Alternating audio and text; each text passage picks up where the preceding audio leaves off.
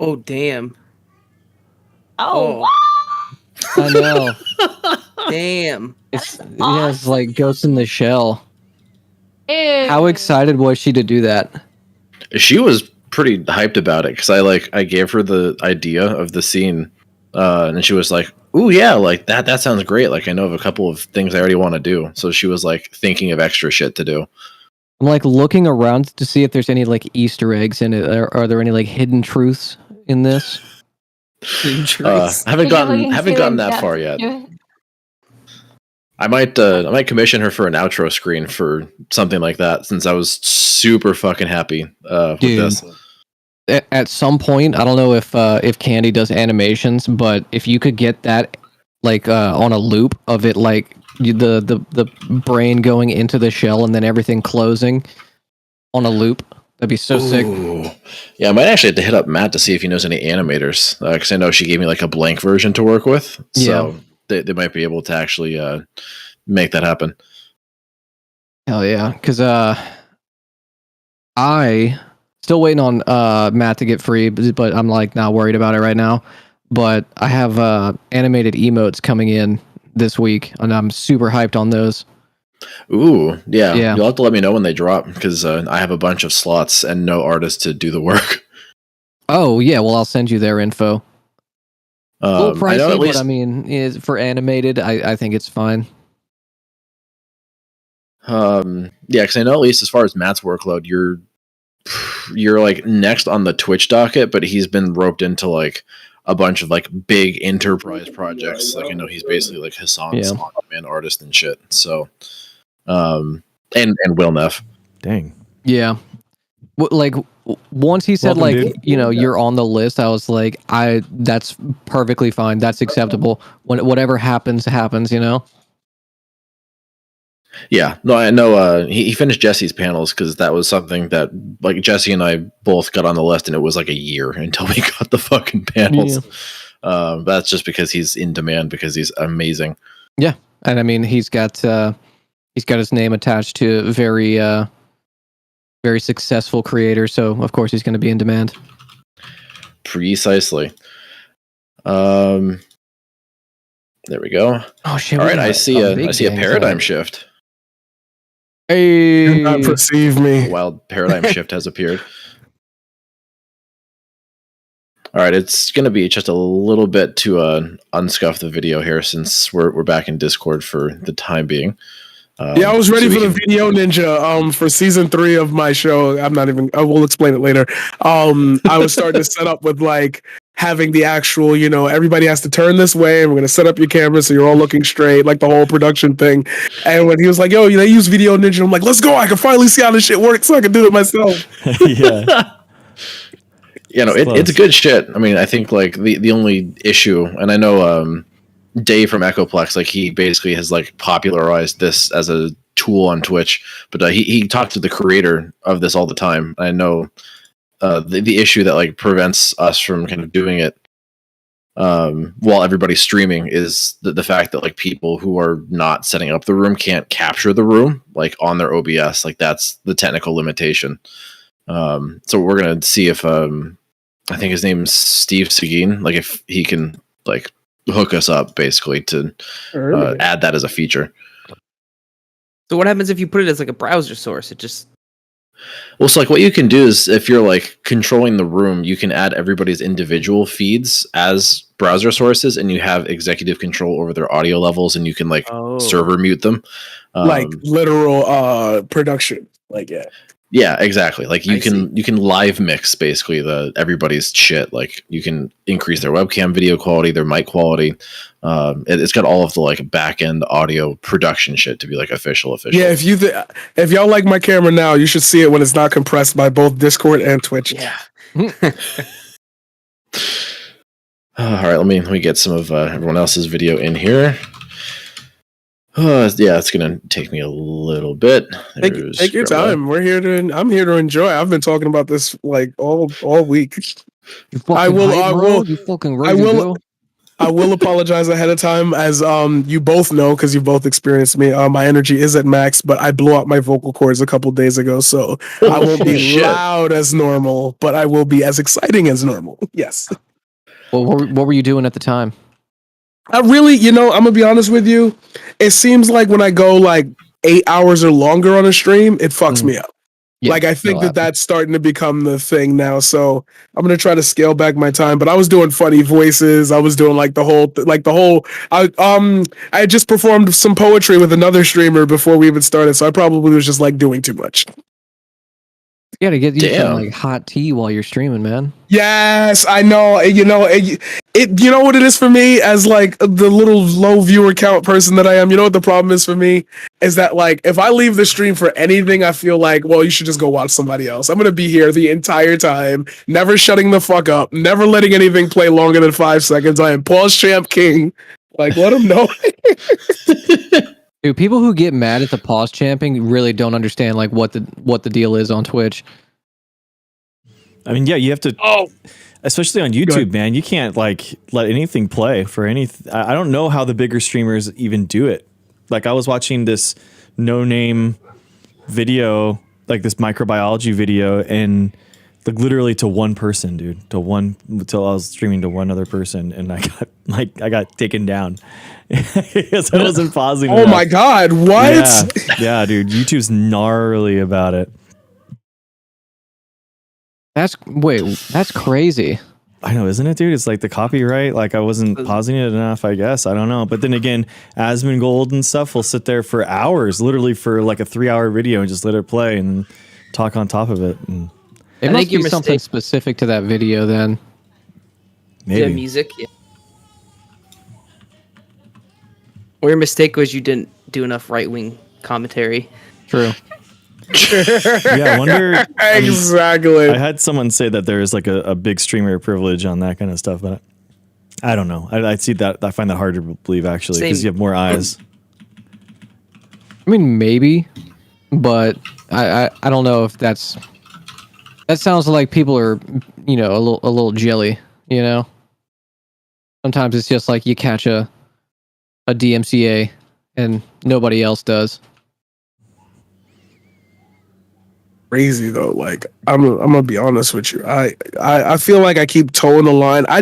For me and the Digital Millennium Copyright Act, I feel like it was written by a bunch of dinosaurs, and like we really need to update it because you're asking. And if that's okay, let's not do this before the panel starts. No, you're good. You're good. Like, You're good. Like Go on. you're asking people like reasonably to provide 8 hours of their own like volition to give you the same excitement, the same speed, the same like energy as a YouTube video. And I'm like, I'm sorry, like I have to go pee. I cannot be here every single like I understand like another streamer had a rule and I kind of go by this, but then again I kind of don't. Like if I pop into your stream and you don't say anything in the first minute and a half that I'm there, I'm dipping because like I don't want to be there for it. But like at the same time, it's like you don't understand the and I hate to say it this way, but Twitch society, like we formed our brains to like everybody streaming. Anybody can hop on and drop on a YouTube video. Sometimes it's just about the vibe, about being there with a community and seeing the reaction to some dumb shit that you was watching and like, yeah, I'm hanging with the homies. Like for somebody to sit there for 8 hours and provide like original cut videos that they've like, if that's the case, you know what Twitch should just do. If we all want to be famous Twitch streamers, here's what we should do. We should make our own videos offline, make like 10 hours worth of video offline, edit it, chop it up, and just live stream that. And would you like that instead? Like, I don't know what y'all want.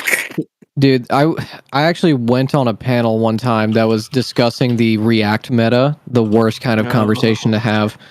And the opposing side, because I think all reacting is good. All art is derivative. There's no such thing as like truly original content.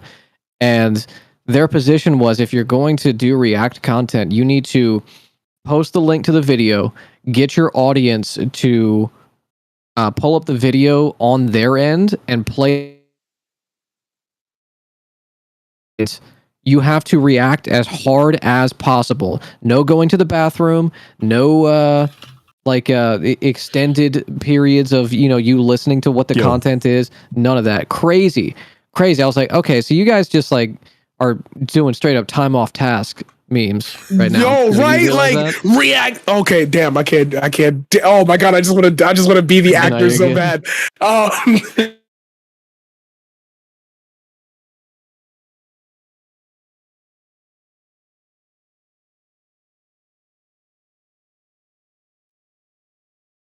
The content is me showing you the explanation. Like that's the thing. Like where am I? Oh my god, I can't believe he said that thing. That was such a great point. Play. Like what do you want? Like what do I? Does this work? Especially whenever we're bringing up like content of people we know, or I can hear you now. Yeah. If we're bringing up content that's like furthering a point, like what additional commentary do you want me to give if it's just stuff that like the community enjoys? Like, I think I was talking to Kid Knockin' about this recently about like watching some more news on leftist streams. I love some more news. Me too, and like my whole chat loves Cody, so it's kind of exciting whenever we get to watch one of his newer videos. But at the same time, we already agree with a lot of the shit he says, and some of us know like the stories that he's telling, but we just enjoy the theater of it and the storytelling. So I don't know if I would ever like excise Cody's content from my react hours just because I love it so much. Right, and it's like, sorry, go ahead. Oh, you go ahead. Oh, we're gonna do that thing. I know. We'll figure that Zoom out. call thing. Hey, do you? No, you could go. No, you go. No. It's like we watch it because it's a condensed, heavy form way to get a point across that it would take me like I've seen. Okay, so this is me throwing my weight around a little bit, but I've seen one of Cody's timelines on Premiere.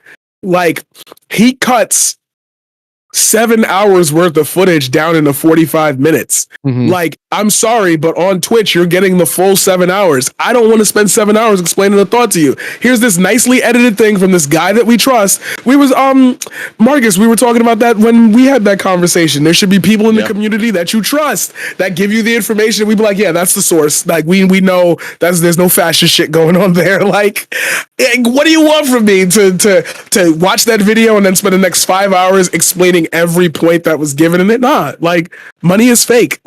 That's it. There's the answer. Money is fake.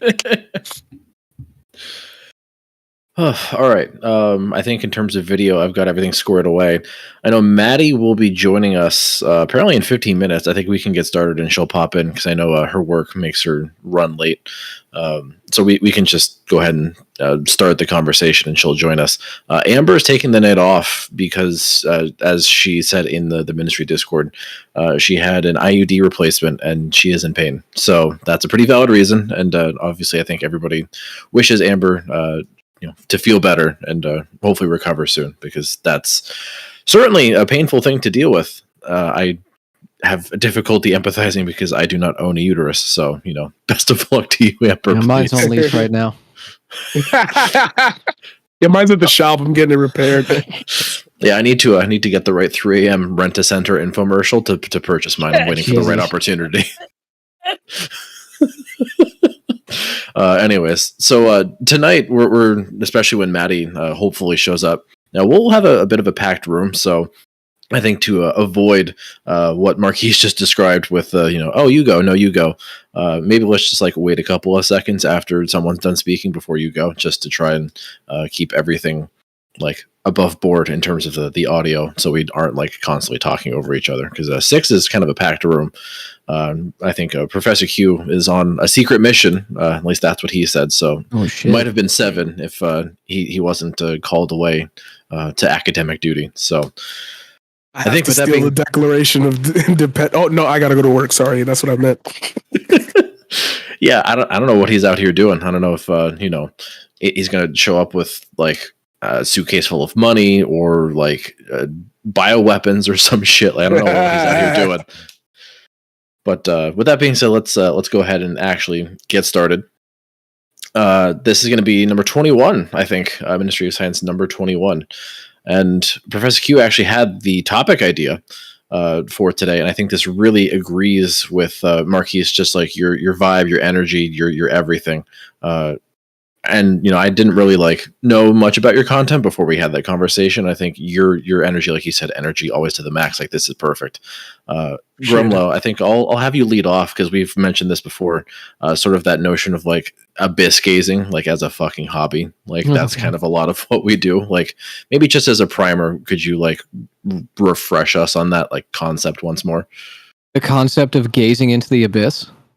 Yeah, in terms of how, if you fucking do it too long, everything's just doomer and black pill.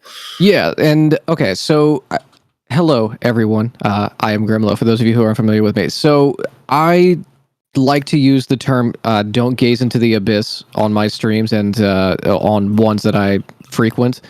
When I talk about gazing into the abyss, what I'm trying to convey to people is that, particularly if you are into politics, if you're engaged with just news and politics, current events, if you're in the academic field, if you're a scientist, if you're in media, you're dealing with a lot of the inundation of information that is oftentimes not pleasant and can wear on you mentally. And that's what I consider gazing into the abyss, when you stare at it and don't consider ever looking away as far as your mental health. So it's also kind of plays into recent events. The Buffalo shooter, which we might get into at some point, is someone I would consider never looked away. That's someone who's hyper online. If you dared to look at their manifesto, it was all online, alt-right Groyper memes. That's someone who stared into the abyss and got sucked in. So yeah, that's kind of my theory of mental stressors within the online space, the abyss. We could take it a step deeper than that. Copyright claim coming in, so hopefully nobody gets slapped for this. But the boys, there was that scene where this guy was watching, this was at, I think, the beginning of season 2, somewhere in there, but he was watching all the news reports about how these new supers are coming out, and they were tying it in with immigration, and the supers are brown, and you got to look for certain eyes, and this and that. So after watching that, he would wake up, go to work, watch that, wake up, go to work, over and over again. He finally pulled up to, he had been going also to this convenience store, we'll call it a 7-Eleven for the sake of the conversation. And he was always saying hi to this guy every morning. Hi, hey, how you doing?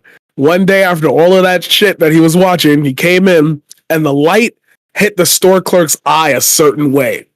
And he was like, yo, are you one of those supers? Are you one of those? And he pulls a gun out, because it's always gun at the end of everything. That's a theory that I have about life. Well, every show you'll ever watch, everything you'll ever do, it always immediately leads towards gun. Trust me. There's so many examples of this shit. Everything is gun. Promise you. Anyway, shoots the guy because he was fearing that he was one of the people that the news was talking about. And it's like, you've known that person. That's been a part of your daily commute.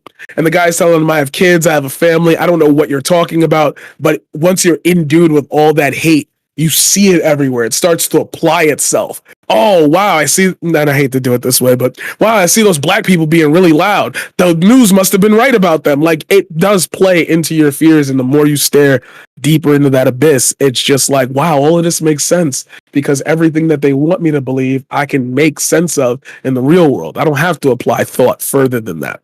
Yeah, and to kind of add on to what you're saying, that particular scene I used the other day to display what instances of stochastic terrorism, like the Buffalo shooter, it's the way that propaganda works is it constantly is reinforcing the biases that you already have, and instead of breaking down why do you have those biases, it just confirms and rationalizes them. It doesn't actually put anything under a microscope. So it's constantly inundated. It's the commodification of these political and social movements. There's a beautiful little still frame in that scene where this person who ends up becoming a stochastic terrorist is at his computer scrolling through Facebook memes that are relative to, the news that he's constantly consuming. But on his desk, you see a little pop Funko of one of the characters. that is doing the propaganda. So even the propaganda that we consume becomes a commodity under this current system. So you consume, and your identity is based around that consumption of not only your content, but of the little things that we get in our lives, like Pop Funkos. Yeah, man. Even if you make the decision to know that some media is BS or whatever, it's still a decision that you have to make. And we know through science that like the more decisions that you make every day, like you get worse and worse at that decision making as you goes on. We can see that like in judges' verdicts and rulings and stuff over time. The ones at the end are considered like the outliers and that kind of stuff. So yeah, it's just being me personally. I'm very like I'd rather go through fewer amount of subjects and read fewer things, fewer headlines, and then go deeper into the ones that I do care about rather than just skim 1,000 headlines. I'd rather go deep on 2, you know? Yeah. And I think, to kind of like scaffold off of all of this in terms of like the larger topic, I know we can certainly talk more about, the harms and examples of abyss gazing, but, in reality, I think, and Gremlo, I think you've certainly espoused this probably more than anyone on the panel, to try and like offer some degree of hope or hopium in the terminally online verbiage, sort of as a contrast, and bringing that into a larger discussion about hope as a political act. We're confronted with so much god awful shit constantly. Like you said, if you get locked into the news feeds, you're going to be staring into the abyss and you might get sucked in. So kind of trying to, balance that out with whatever positivity, hope, cope, whatever we can, to try and like increase our ability to continue, fighting the good fights as time goes on. So that's just kind of the bigger, broader topic I want to have us talk about over the course of tonight's discussion. And also, before we really get super deep into it, first of all, returning panelist, Natty Science, who was hard working at, I guess, the laptop instead of the benchtop, writing his dissertation. So welcome back. It's good to have you again. It's been a hot second, been a couple of months at least. I haven't been on Twitch in forever. I've been sucked away in the computer land. Save me. Oh, God. And then our guest is someone who I've only recently just met, but like I said earlier, I already love his energy. Just an absolute excellent, like highly positive, hype person, Marquise, aka the Paradigm Shift on Twitch. Just want to formally introduce you. Aside from the blown out vocal cords, have you been doing okay? Yes, actually, and I will do my regular intro as well as explain to people who I am. Hi, ladies and gentlemen, my name is the Paradigm Shift. I am, quote unquote, the next king of Twitch. That means that I have to bully everybody into kind of, sucking up to me, but that's a thing we'll talk about later. I like to analyze things from a humanistic perspective. We talk a lot about, as a matter of fact, just to rally it into the conversation we had, you heard everything that we talked about. I like to explain things in a way that matters to you, the normal person, because honestly, there's a lot of shit out there that you probably have heard of, and there's a lot of ways you could think about it. I just want you to apply a different, more empathetic way of thinking to these things that you hear and to these ideals that are being passed around, and you decide for yourself if it's, and I don't want to say morally all right, but like think about furthering the goodness around you when you hear these things. How can I possibly dissect certain little pieces of information that I get to make it matter to my worldview? Is it actually harmful or is it actually positive? How do I analyze those things? Those are the things that I take care about. Those are the things that I take care of. Sup, ladies and gentlemen, my name is the Paradigm Shift, and I am so happy to be here today. If you like what you hear and you like the camera quality, please do me a favor, hit that follow. I'm sure we're going to share all the links and everything. Twitch.tv/the_paradigm_shift. Please let Twitch know to give me back my username. I hate the underscores. We talk poetry, we talk politics, we talk photography. I like things that start with P. Don't get into it. There's a whole bunch of lore behind it. Good to see you. Good to be here. I like whenever we have panelists who have like conventions with their names, because Amber has one too. I'm very sad we're not going to get that in her outro tonight. That makes me giggle every single time. I giggle just thinking about it before she even does it. Wish I could hear it. Yeah, I'll check do you guys have you had 21 episodes. I'll find one. Yeah, you could probably check either Greg's YouTube or I think my VOD from last week might have it on there. So whatever works. All right, so I think again going back into maybe the abyss gazing part of it. I guess like the Buffalo shooters, the more I guess recent example. Maybe like is there an example on? I'll pose this. This is like a 2-part question, and I think maybe Greg and Natty, since you're more on the academic side, you'll be able to answer the second part maybe more effectively. But let's say on this platform on Twitch, are there either personalities or I guess just groups of people that you would describe as abyss gazers? And then to Greg and Natty, within academia, are there any like personalities or like research groups, collectives that would also kind of qualify under that general description?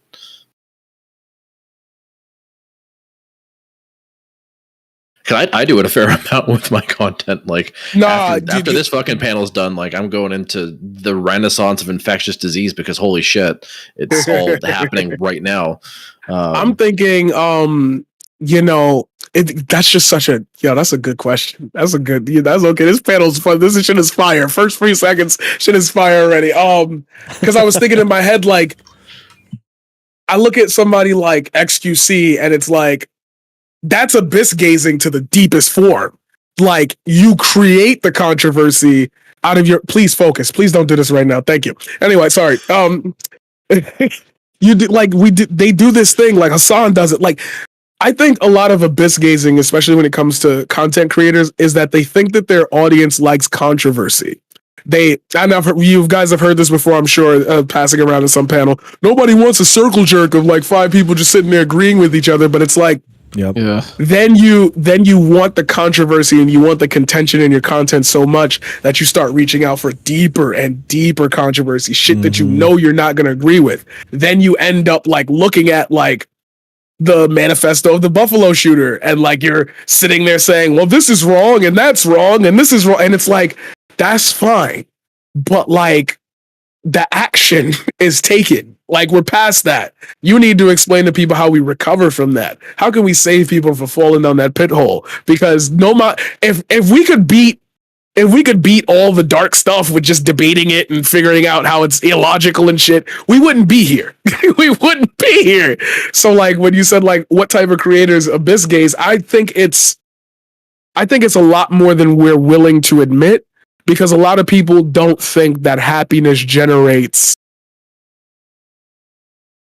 a furthering of your brand in this day and age. Like, we all got locked in from COVID. We all got locked in from the COVID. Let's leave it that way. We all got locked in from COVID. Like, we're all inside. We're all worried about what's going on outside, this and that and that. So we're constantly looking for something to make us feel better. And for some reason, instead of us going, let's be happy and let's play a couple games and let's like develop something, we were just like, I hate you. You hate me. Let's debate on it. Just okay, that's fine. Do you think all escapism is like inherently abyss gazing, or abyss like head in the sand kind of thing? I'm not even going to stare at the abyss. I'm just going to do escapism now. It like that. So like I'm a filmmaker as well as a teacher. So I'm going to apply that in both those thoughts. I think there is a level of head in the sand that is good. Like let's talk about the Avengers movie and let's really dissect like the visual effects and let's watch Corridor and this and that. Like, you can get away from it. I just always hold in my heart that if you're going to get away from it, at least remind the people that it's happening. Like, at least let them know, here's a point of like, hey, this thing happened and I'd like to address it really quickly. Hope everybody's okay. Hope this and that, this and that. I think that people get lost in constantly wanting to be right, constantly wanting to be the aggressor, constantly wanting to be did you see this dumb thing that somebody posted? And it's like, well, yeah, that's nice and all, but like, how are you feeling? I care about you. I want to see you smile. Right. I want to see you smile. Like, where's your smile in any of this? You know how many content creators I've watched, like even Hassan, oh my God, we're going to go to top tier streamers. Y'all don't smile. Y'all don't drink water. Y'all just be sitting there yelling and shit for hours on end. Like, that's why you got a headache. That's why your stomach hurt. Drink water. Well, and that almost sounds very like Jordan Peterson adjacent. Like that's why, you know, like clean your room became such a fucking thing, because it's like that basic level of self-care isn't even happening. Like, is that because people are just too hyper focused on what's happening around them to like take care of themselves? Are you asking? I was going to let somebody else answer that, but yes, no. Yeah, to anybody. I think we're all. I think we got rid of a lot of the distractions in the outside world because of the lockdowns, and we were supposed to focus on ourselves. And we really ended up realizing that there's a lot of introspect that we need to take inward. And when you force somebody, yo, I'm going to put you in a room for 2 weeks and you're just going to have to figure out how to be alone. Like that made most people panic. Like, I hated that dude in my job. I hated that dude. Like, now I can't scream at him. What do you mean? Like, I could just mute him on the Zoom call. Like, you can't get the aggression out the same way. So you look for it in other places, i.e. Twitter. Yeah. Yeah, it's tough, man. So, I think that there's definitely the media kind of like a way of thinking about it, but and then like at least in academia and stuff, it's weird. Like I think inherently, like in order to be an engineer, you kind of have to. And Lex Friedman said something similar, and I agree with them. Like in order to be an engineer, you have to be able to see something better out of something that exists. Like that's inherent to the job of being an engineer, and so I kind of like see like the hope and stuff. But as what you were talking about, Marcus, like, is there anyone like specifically that I can think of? Like, no, not at the top of my head, but I'm not in like the Twitter discourse like you are. But I think like but when I talk to my science friends and stuff, like there are aspects of things that we get frustrated at, that it's like, damn, this stuff isn't being covered. Like people's idea of what's happening with, you know, the climate change and stuff like that. Like even people that really care about the issue, they don't really understand it and how bad it is actually. So it's kind of like, it's kind of frustrating to see that. But then there's like in our own science chats, there's like, damn, why isn't anyone covering this new thing that's happening all the time? And there's all this cool things that are constantly happening. So I feel like being like connected to academia, you're going to conferences, you're reading new things that are happening in science. So I feel like it's an optimistic viewpoint. I can see how these things can get better. I can see how these pieces can get put together so that we can make the next step and we don't have to turn to the abyss. Y'all getting close to augmentation anytime soon? Y'all the scientists here. I just want, like, I don't know if y'all ever played Deus Ex, but like I'm trying to get to that point in my life. I don't want, like, if my heart could be mechanically beaten and I could just let that shit run for 500 years, I'm down for that. Like, implant me with the microchip now. I want to jump off a building and land softly. Like, if I could get that, I got no problems. We did something similar kind of with plants. We put a nanotechnology patch on a plant to monitor the stress hormones and what's going on. Hey, cool shit. That's opium. I like that. I like that cool shit. Yeah, dude. That paper's gotten 200 citations. It was a review article that we did about like nanotechnology approaches to automate farming and stuff like that. So you could use drones and satellites in order to monitor stress health and stress of like micronutrient stress too. So that a big problem with farming is the delivery of nutrients. Like right now we just kind of like deliver everything all at once. And what a lot of happens is that you get a runoff effect, and that's causing problems to the environment. So if you could actually deliver the specific right amount of nutrients that a plant needs at any given time, that'd be really, really good. And that's kind of like the goal, is that you have like they're called like sentinel plants, like 1 out of 1,000 plants that you can monitor through drones and satellites through nanotechnology, see how they're doing, and then figure out like what the right dosage is for the entire field. It's happening, dude. I needed that today. Let's go. So to bring it kind of back to the question that Marcus asked, like who do we see as like the bad actors? I don't think I could point to 1 or 2 people. I see it as more of a practice that exists within the space because of the motivators we have, or the incentive structure we have within a space like Twitch. And Paradigm, that's how I actually found you, was a discussion you were having on some panel. I can't remember what it was. That I know what panel it was because I can hear it in the back of my head. Yep. the incentive structure within Twitch to kind of hype up drama or see what this week's hot take was, or the discourse, which I hate calling it that, but that's what it is. I don't like that aspect of it. There is value in it that we can extract from it. We can have like broader conversations, like, okay, ignoring the ridiculous thing that this person said to try and be contrarian or try and be, the most provocative person. What conversation can we actually have about this topic? Be it, sexual assault, be it healthcare, whatever it is, vaccines. We can have that, but what I don't see people doing is having the circle jerk, as they say, of people saying like, all right, well, what is this conversation we need to have? Ari, the progressive brat, recently did, and Amber was on it, an all women's Roe v. Wade pro-choice panel, where there actually was valuable conversations happening, albeit it can get dry at times. But that's the kind of shit we should be having, and that's the kind of anti-abyss staring content I want to see people having. It's just that's unfortunately the reality of it is not a lot of people are coming around for that. There are people who want that content. There are currently 5 people in this conversation and 40 people watching on Marcus's stream who want those conversations. It's just, how do we better market the positivity and the non-abyss staring content?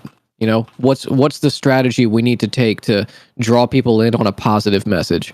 Even if sometimes we do look at the abyss, but don't stare directly into it, right? Mm-hmm. We like having sunlight, but we're not supposed to look directly at it, Yeah, unless you're Donald Trump. It's tough, man. Get out of my head! I was gonna say it. Fuck you.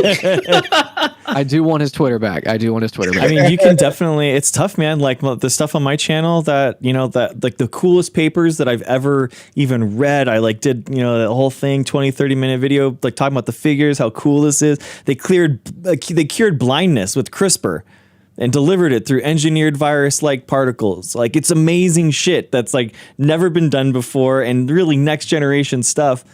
But like my debate with Haas about the existence of DNA, that gets 1,500 views, and then the one with the coolest paper I've ever read in my life is like 30 views. So it's like, I need to hear about that. Whoa! You know what? Hold on. Let me get Greg. You and me are gonna be at odds with each other. I'm already starting not to like you because you be dropping some bombs and then just bury the lead. Like, come on, you need to go back to the carry the way. That shit sounded awesome. Hold up. There you go. But I don't know. I don't know how to make the science stuff sound cooler, because in my brain it's like really fucking cool, And it's like I don't know what it. I think what it is though is to show, like, if I have to talk to Haas in order to get someone to watch that video, because my videos have doubled on that video, right? On the engineered virus-like particles. Like, damn, like maybe I need to engage more with these audiences, and then people can trust my opinion on that, and then they can go and get my video, watch my video on the science stuff too. So I think it's kind of just doing both things. Maybe, I don't know.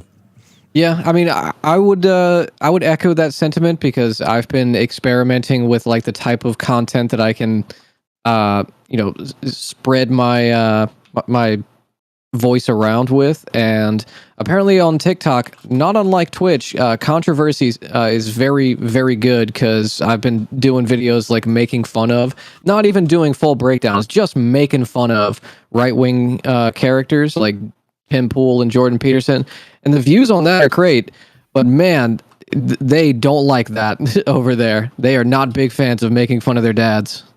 Yeah. When I started posting, I went through a really bad phase when I started. Everything was a segment. I had to talk for 30 minutes about literally, if I found a Twitter thread, that's a 30-minute video right there. I realized that, like, if you present facts to these people who follow these, like, I don't want to call them demagogues, ideologues. Yeah, okay, that is it. Okay.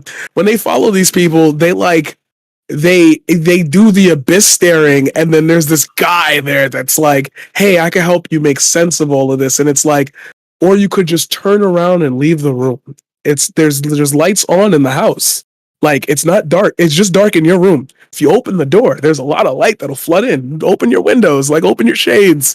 And I guess that's coming from, again, what we were saying about, I think that people look at optimism as a form of escapism. Like they think that we're trying to pull them out of the darkness for the sake of themselves. And I'm just like, no, things don't have to be that way. And I don't want to put it on like an authoritarian person. Like, you don't have to think that way. But like, you don't have to think that like, we should defund the single mothers. Like, you don't have to think about that shit that way. Like, you could have fun with it. We could make that into a point of like, okay, what do you mean by that?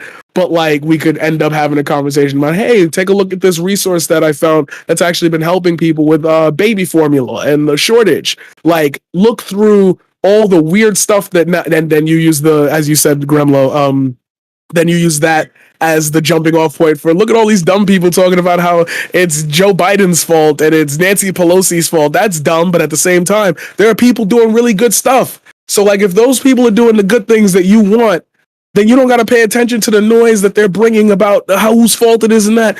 There's where you could grab your attention and energy from. That's the hardest part for me, and that's why I like you guys so much, because I can see you take that as a jumping off point. Here, we're gonna learn something. I'm going to teach you because I got that. I'm here with it. And like, I feel like a lot of people, or at least what I'm noticing on Twitch, is that a lot of the community is starting to realize, wow, you guys are still talking about that same VOD from like 2 weeks ago. For real. I want to learn something. Like, I didn't click the politics thing to find out about your interpersonal like crap. Like, what's the politic part? It's crazy, dude. It's like you go on the panel and then you replay the panel. And then someone reacts to your panel, then you react to their reaction, and then that person reacts. So you're literally making like 3 or 4 times, like a 1 hour panel goes into like 8 hours of content, and it's just it's frustrating to as a viewer, you know. But I can understand kind of like what you guys are talking about, like with the got to fill the hole in my like content and stuff, and it's hard like going and streaming all day. I think that's a natural problem that anyone would have. Yeah, I'm actually, I think me and Professor Q, I kind of had the similar thought.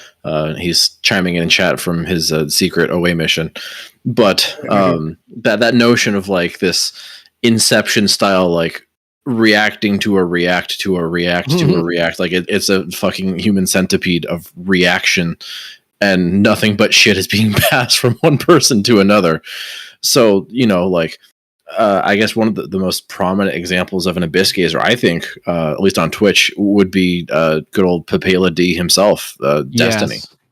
Like, he literally, at one point, you know, was trying to pioneer politics as a space on the platform, and did, you know, make a non-zero contribution. You know, he was pretty influential in the earliest, you know, iterations of non-gaming content on Twitch. I think, you know, that's unequivocally true. Like, people would absolutely concede to that. But just as time went on, like the derangement just became greater and greater and greater. And now we're, you know, culminating with, you know, weaponizing a fan base, harassment, ban evasion across multiple platforms. Like, just the amount of sheer drama and bullshit that gets roped in to his orbit. Even like, there's an entire ecosystem of streamers on this platform that got clout just by being in there somewhere, you know, in the fucking, you know, asteroids orbiting a massive planet, so to speak. So I'm trying to think, like, in terms of the academic people that kind of do this, like, I'm drawn to COVID Twitter just because that's kind of where I'm lost in usually. You know, I think a certain couple of people, it's pretty much everybody who works at the University of California in San Francisco. There's something in the fucking water there, because a lot of those people, like, they're turning into just fucking demons. They're like, oh yeah, fuck vaccines. My wife is gonna fly on a plane while COVID positive. Like, all sorts of just wild, wacky shit coming from like people with lots of degrees solely from that school. Certainly not limited to there, but a lot of the more egregious ones come from UCSF for some reason. But yeah, a couple of the like really degreed people who are like, yeah, kind of doing okay. John Campbell, that's another name that comes to mind. A dude who is like a PhD educator in nursing, and then like became an anti-vaxxer on YouTube for clout. Now he's like 1 million+ subs and whatnot, just trying to, again, like, I guess, commodify the abyss itself for money. Like it didn't realize you could really do that until COVID hit. So at least that's for me. Like that's what comes to mind. And I would like to further that point because this is my specialty. When COVID shifted us all inside, and this is going to sound so condemning to every person who's listening to this, so I apologize. But we took our lives and we kind of dumped them into every internet portion that we exist in. Like all the hate, all the love, all the interests, all the dislikes, everything. Like, okay, so let's do this in an example form. So like, I like to go after, a fire ass episode of Supernatural. The season finale, the series finale was shit. But after a fire episode of Supernatural, I go to work, react to it with my friends. Yo, did you see the new episode? This and that and that. When COVID hit, like we kind of took that responsibility out of ourselves. Like, oh, I could go just post it on my Facebook and people will talk about it. We separated ourselves from seeing the reactions that people would have to certain things that we would say, certain feelings that we would have. Like, I can't tell people I'm having a bad day on Twitter because that's just an invitation to L plus ratio plus maiden list.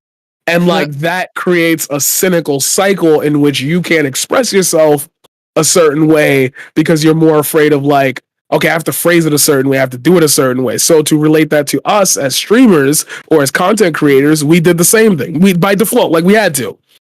We pushed all the real world stuff that we were holding onto the internet. We act like these spaces belong to us. We act like these spaces are ours, in a realm where Twitch was known as you just said, like a gaming site. And I've been on Twitch since it was Justin TV 2008. Like I've been here for a long ass time.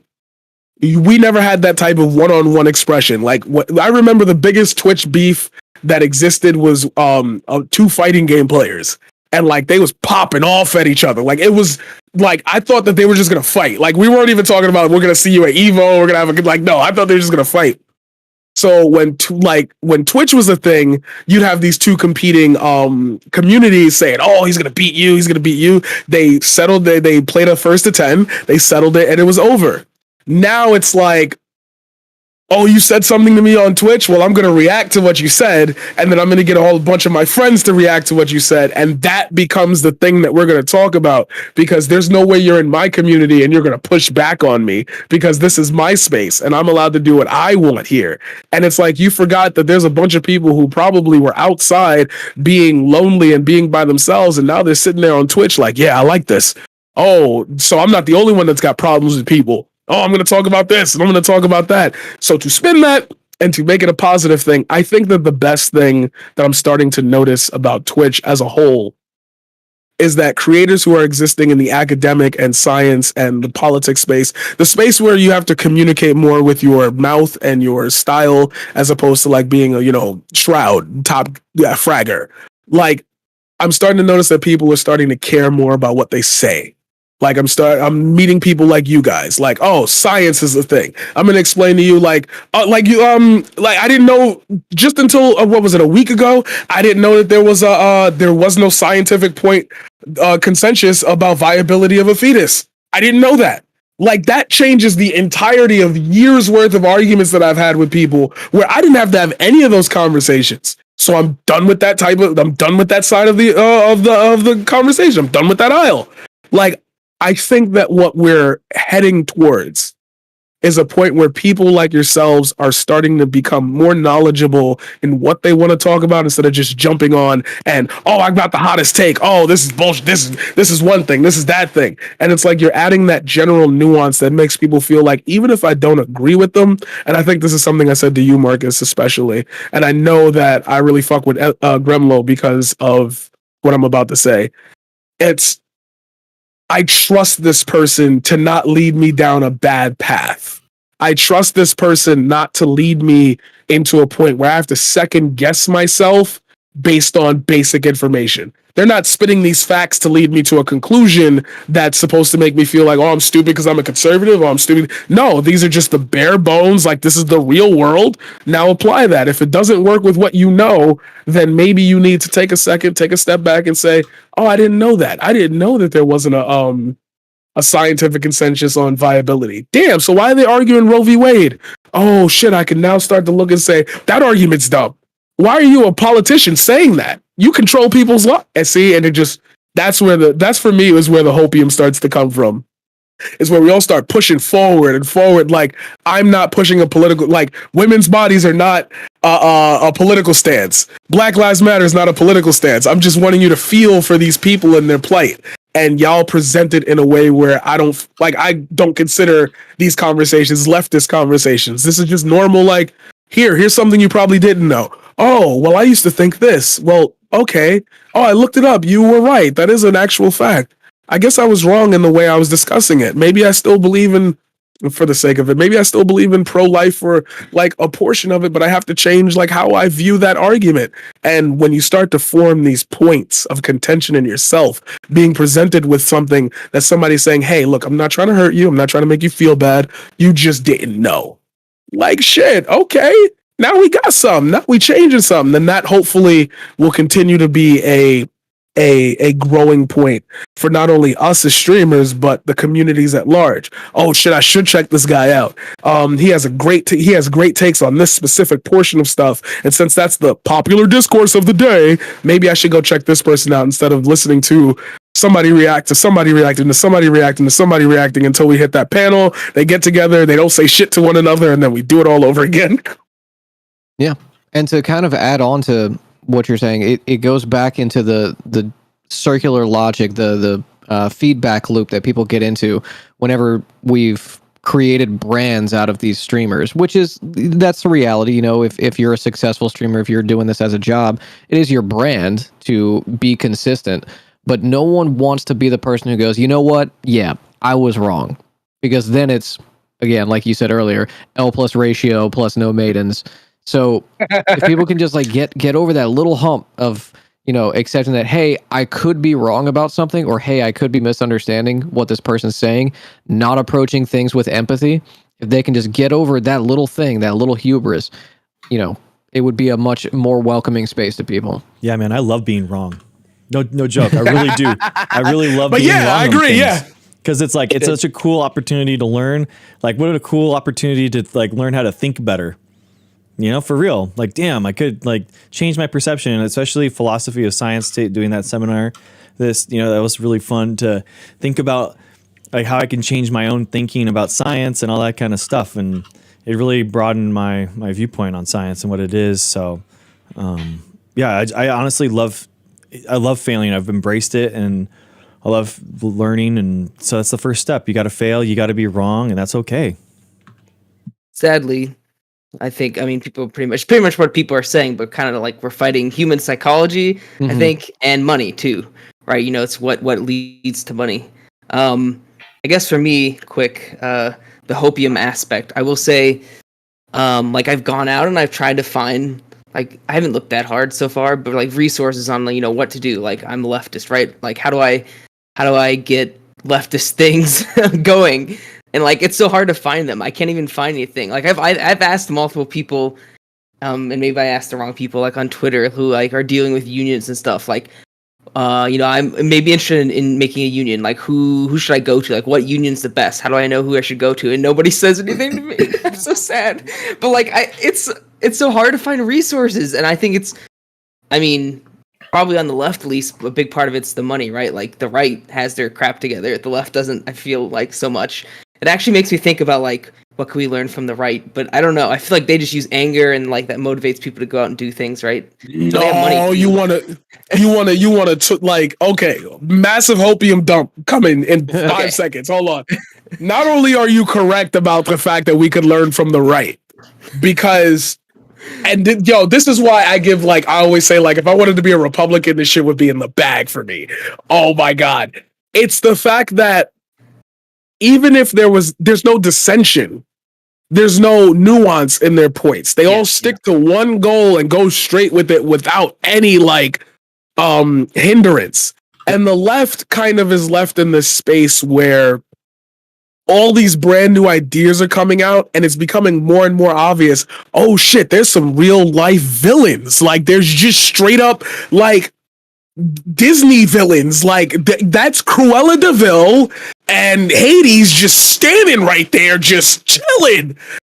And what I'm loving the most is that now we're starting to analyze, at least from what I'm getting from the primary elections, we're at least starting to analyze the character of these people. Like there was a candidate that was just saying some off the cuff wild shit, but like he was saying it in a way where the point was, I want healthcare. Abortion is a medical right. I want to test UBI, this and that. But he was going like at people. And I think that the left needs to coalesce around, we all want the same things. We have to recognize that there are bodies of people who aren't used to hearing such a vocal response to certain things like, oh, healthcare is a right. Oh, so I've been paying this long for my premium, and I've been getting taxed, and I've got insurance, and I make $200,000, and you're not going to take my money, this and that. And it's like, no, because then there's going to be a candidate that's going to give you the healthcare, and nothing's going to happen to you. And you're going to be like, oh shit, I was wrong. And that's where my biggest hopium is coming from, is that I'm starting to notice that people, and especially people on the right that at least I talk to, are starting to notice that, like, while we as on the left may be splintered because we have 17 different ideologies we're trying to push all up at once, we all in the theory just are trying to tell you, shit's fucked, here's how to fix it.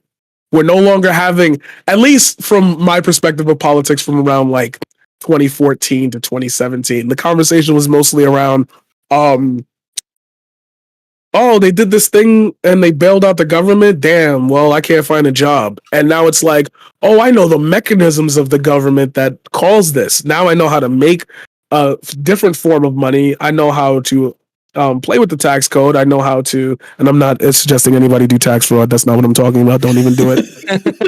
Don't even do it. I swear I hear the clip chimps just coming in. He said, yo, you should cheat on your taxes. I mean, you should, because like they know how much you fucking make. But like, yeah, like there's a huge swath of people, oh, I'm going to do my taxes free, because we're spreading that resource, which starts to make people think, why are we filling out all these forms to the IRS if they know how much we have? Maybe we could get a candidate that says, hey, in this state, the IRS sends everybody their papers immediately. We're not doing that no more. Here's your bill. And from that, I feel that's where my hopium is. That's why I was like, when you said this stream was going to be a hopium, I'm like, yo, there's so many good things happening. It's just, and I've said this before, I feel like leftists want the whole bag.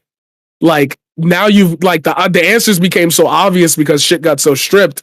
It's like now, hey, oh shit, we could just do this other thing instead of this. And more people are starting to realize, yeah, we could just do other things. Like, why don't we just do that instead? Yeah.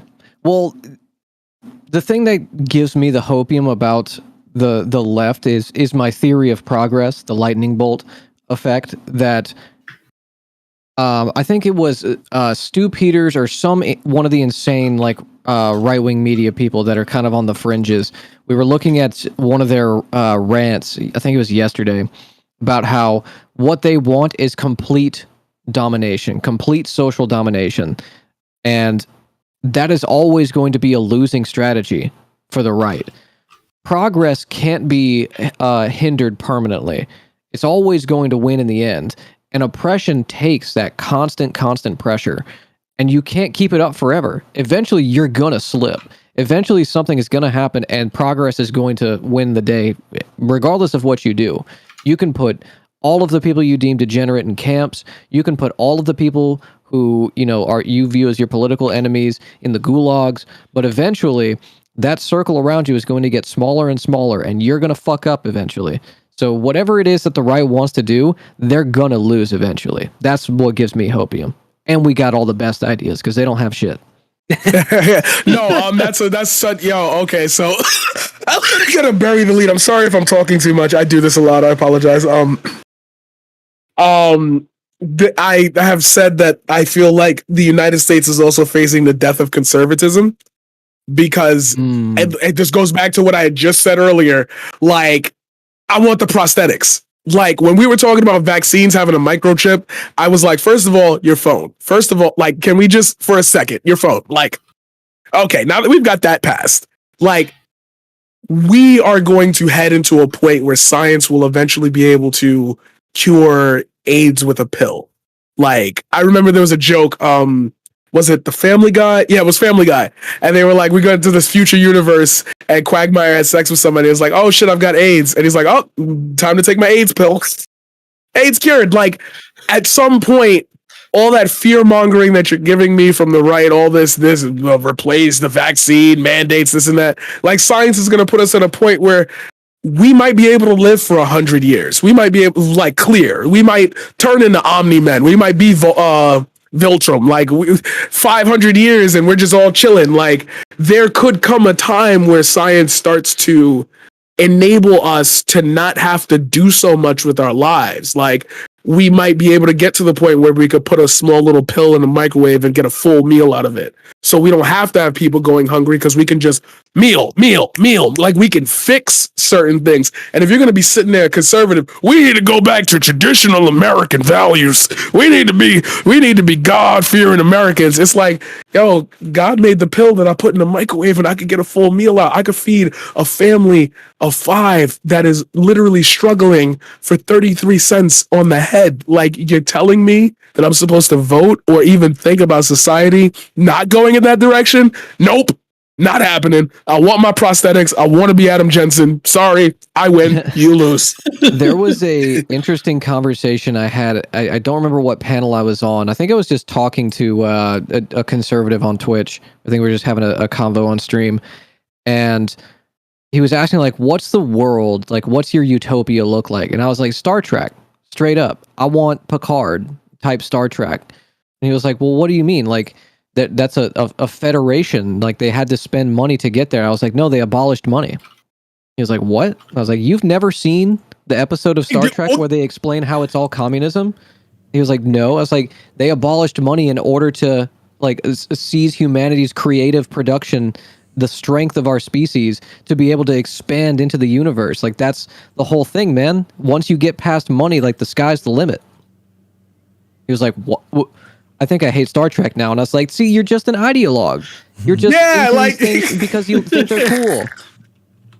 Like, you didn't really catch the point. Like, that's what I mean. Like, how are we going to get to the point of, okay, this is going to get philosophical. I just, like, read, like, 400 pages of my Philosophy 3 book again, so I'm all loaded up for this. Give me give it to me.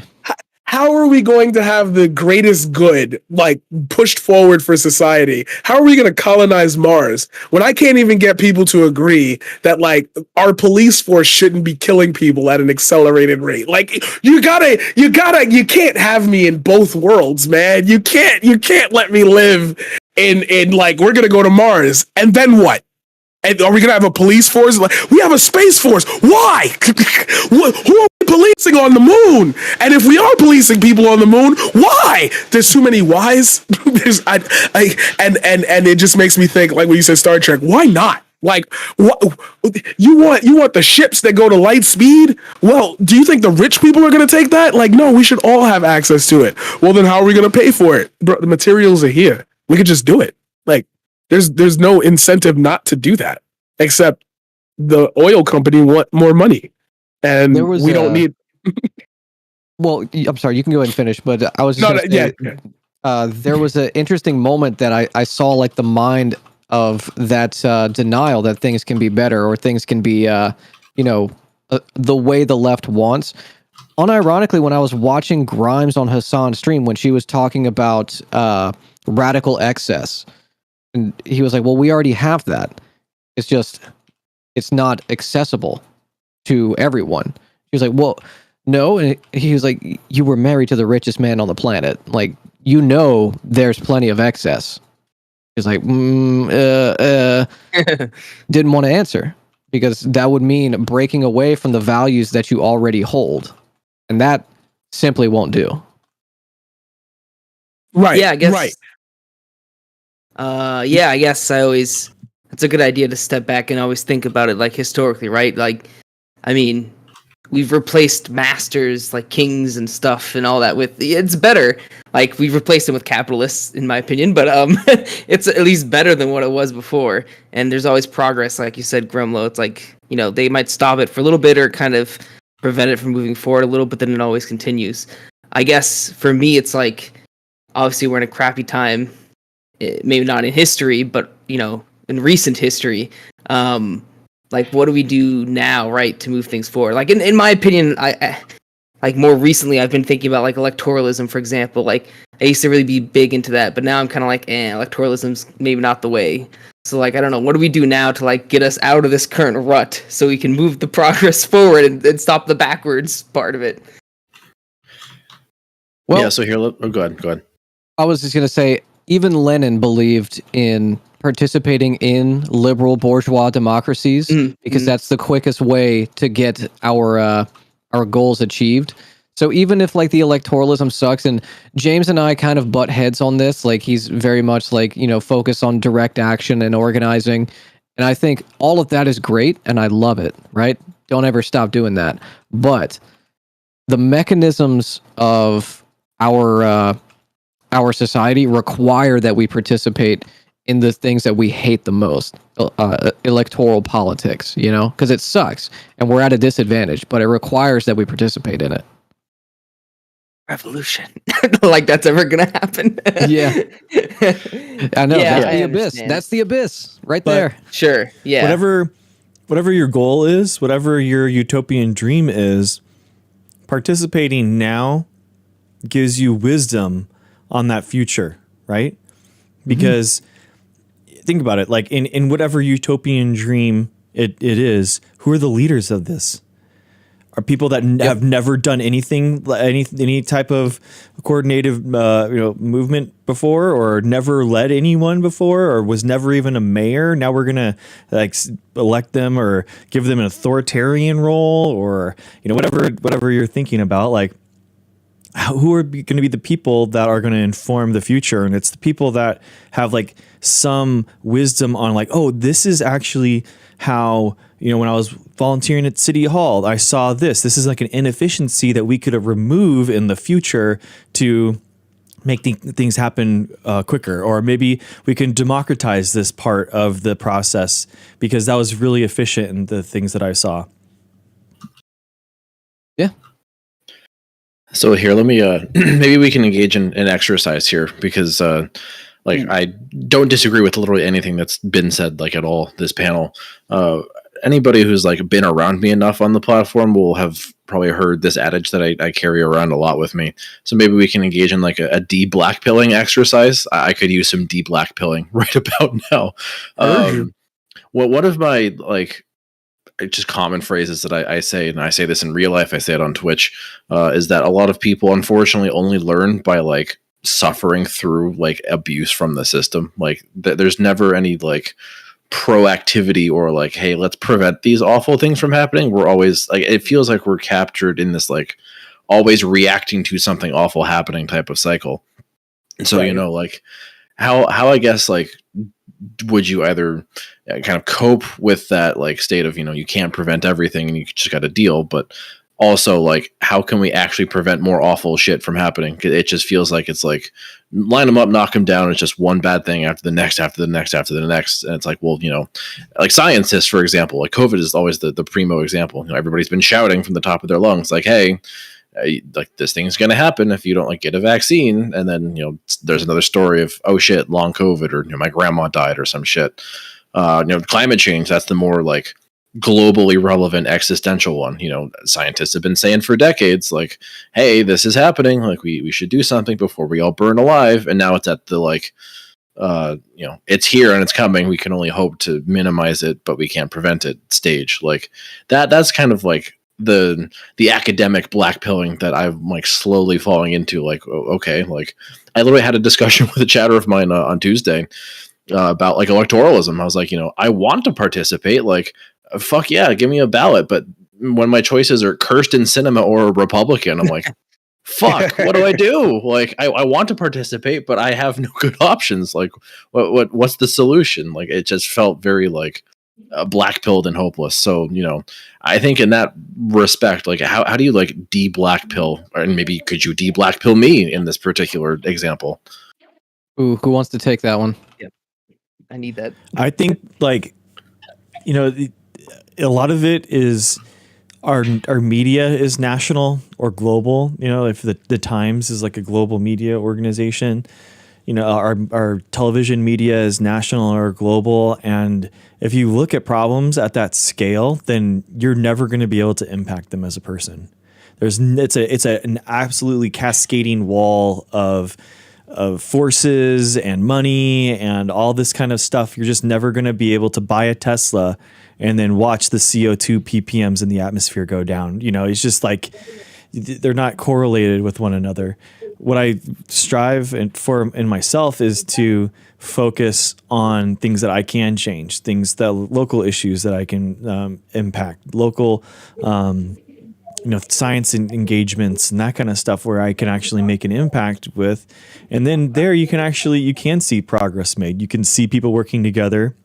And it doesn't matter, you know, in my city hall, like they banned Republicans and Democrats, but you can still kind of like figure out who people are. But it doesn't matter, dude. You have a problem, so people work together. So you got to fix the problem. So let's get it done. Why are you trying to make this a Republican or Democrat thing when we have like this problem that we need to solve, kind of thing? So I think it's not being like naive. It's not putting blinders on, but it's focusing your attention on things that you can impact. Like, for example, Marcus, I would take a lot of pride in the work that you do at the union. I think that's like an awesome thing that you're doing for other grad students. And that is a positive thing. So I would, maybe like focus on those accomplishments rather than like, oh God, we haven't solved climate change yet. Okay, so I think what you're suggesting is more like immediately like visible action, like something that provides you a more like immediate readout of like, hey, I put in energy and time and this thing got better. Mm-hmm. Yeah, exactly. I guess something more like community focused. Because that's why I think that we all care about politics and these issues, right? Is because we want to better the material condition of people. We want people's lives to get better, right? And that's kind of frustrating when you don't see that at the national level and you don't see that in national politics, but you can see that at the local level, at the city hall and initiatives and all that kind of stuff. It is possible. So you can get involved with, committees or there's boards and stuff that are non-elected that you can get involved in with city hall that's like 5 to 10 hours a month. And you can actually have like a huge impact. Like my library board, it's like, I think it's like $3 million a year that they have a huge impact on. And that's direct resources going to, poor and working class people and families. And like it's incredible what libraries do. So like get involved in that stuff. And it's hard to not see the good in people. It's hard to not see the good progress that is being made. Yeah. Okay. So I mean, now that just sounds like, at least as far as I'm concerned, I need to allocate more positive content time, like to my brain. Like, I think in the most literal sense, like that abyss gazing, like maybe it's just like a hyper focus, like fucking Hassan, like that. That's a really good example. Only reads negative chatters, doesn't actually take the time to read positive chatters. Excuse me, sweaty. First of all, it's Hassan Positivity Week, so I don't want you coming in here with your boy. No, that was last week. Okay, you're right. Dude, anything that he does is gonna sound like weird. It's like also donations in your local communities and you'll scream. Yes, exactly.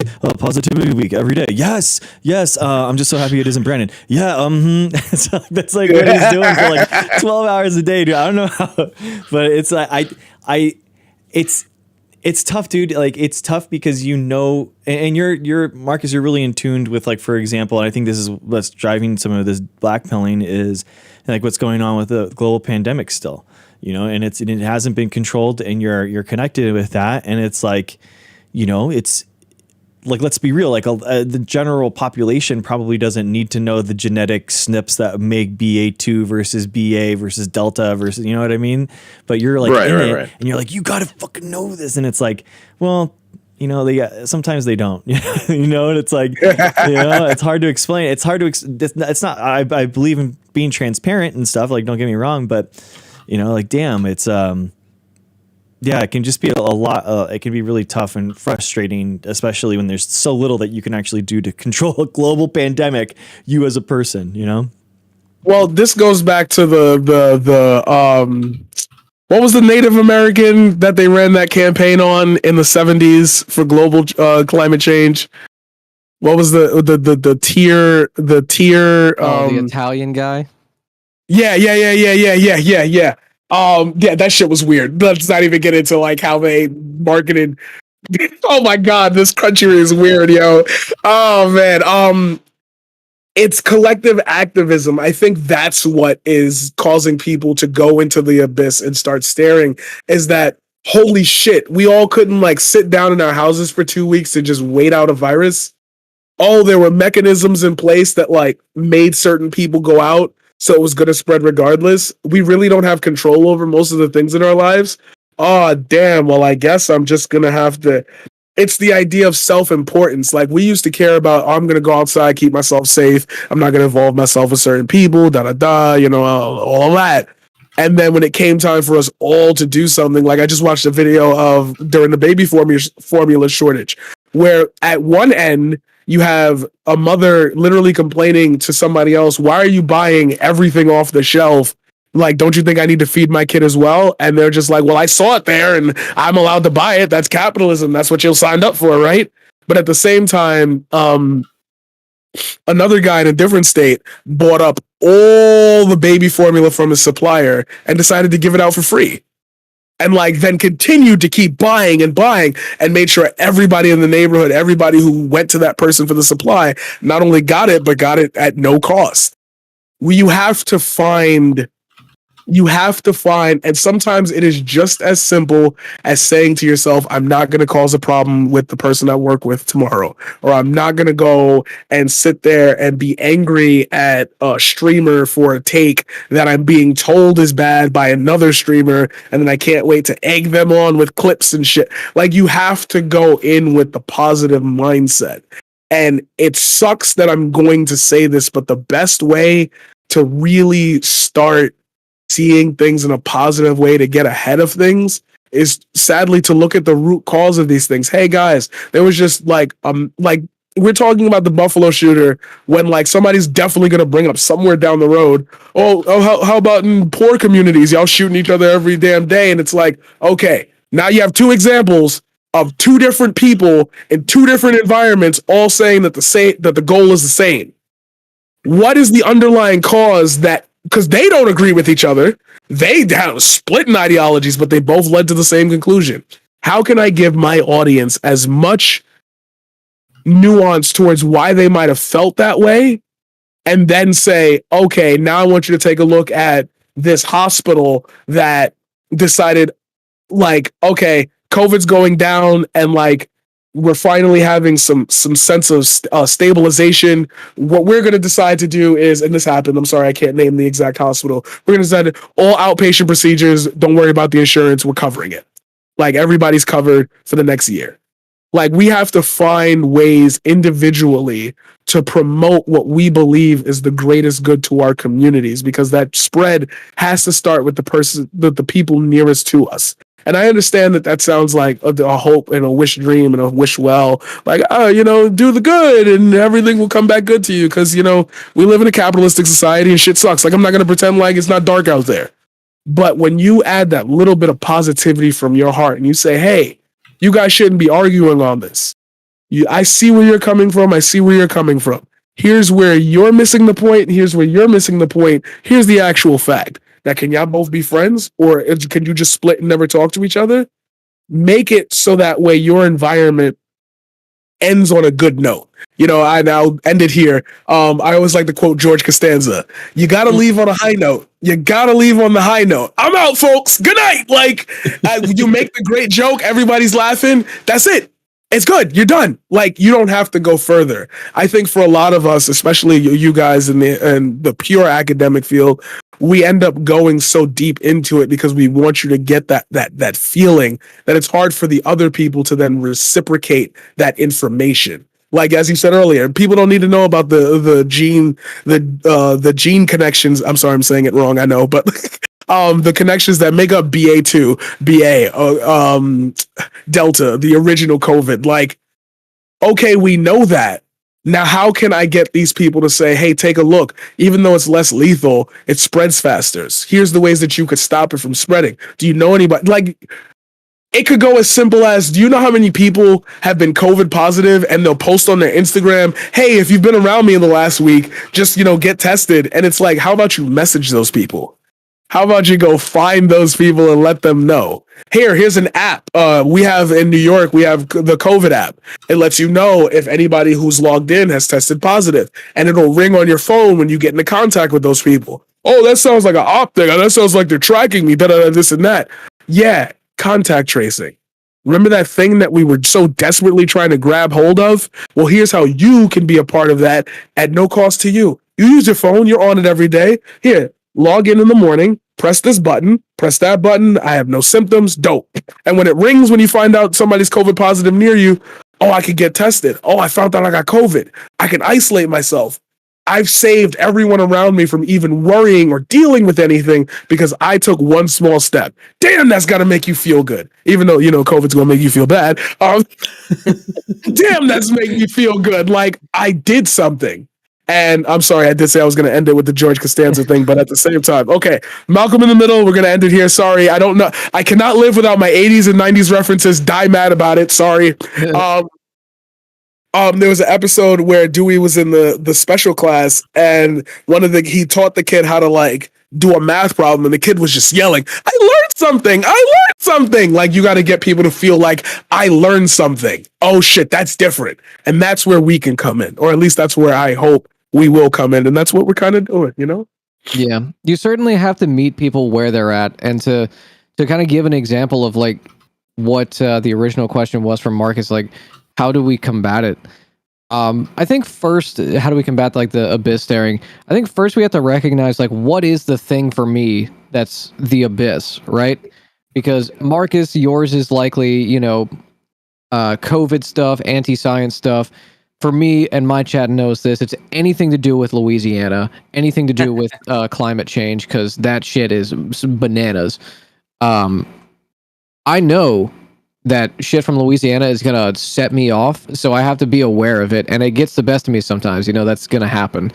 But recently, I found a video on TikTok, and I shared it with Stream, of a family who was living in a white neighborhood. It's a black family living in a white neighborhood, and the kids of one of these neighbors goes up to their door, bangs on the door, and hits the door with a whip. Insane. Yes, I saw that. Yeah. Yeah, you saw that. Yeah. Did you see the part 2? No, there was a part 2. Oh God. Yeah. There's a part 2. Part 2, the dad goes over to that neighbor's house and is like, "Here's a video of your kid doing this shit," and the dad's denying it, saying that they're lying. The dad pulls out a gun and he does a porch pop. I'm sorry to interrupt you, but do you see what I mean? Everything always ends up at gun. I swear to you, everything is gun. Just people say the answer to life is 42. Nah, it's gun. It's just gun. Yeah, the 42 means gun. But yeah, so I saw that as a teachable moment for chat, that kid that started that whole thing, that's learned behavior. That shit he got from his dad. And after that interaction, those kids got some shit. Definitely got abused and are probably currently being abused by that racist dad who's teaching them those values.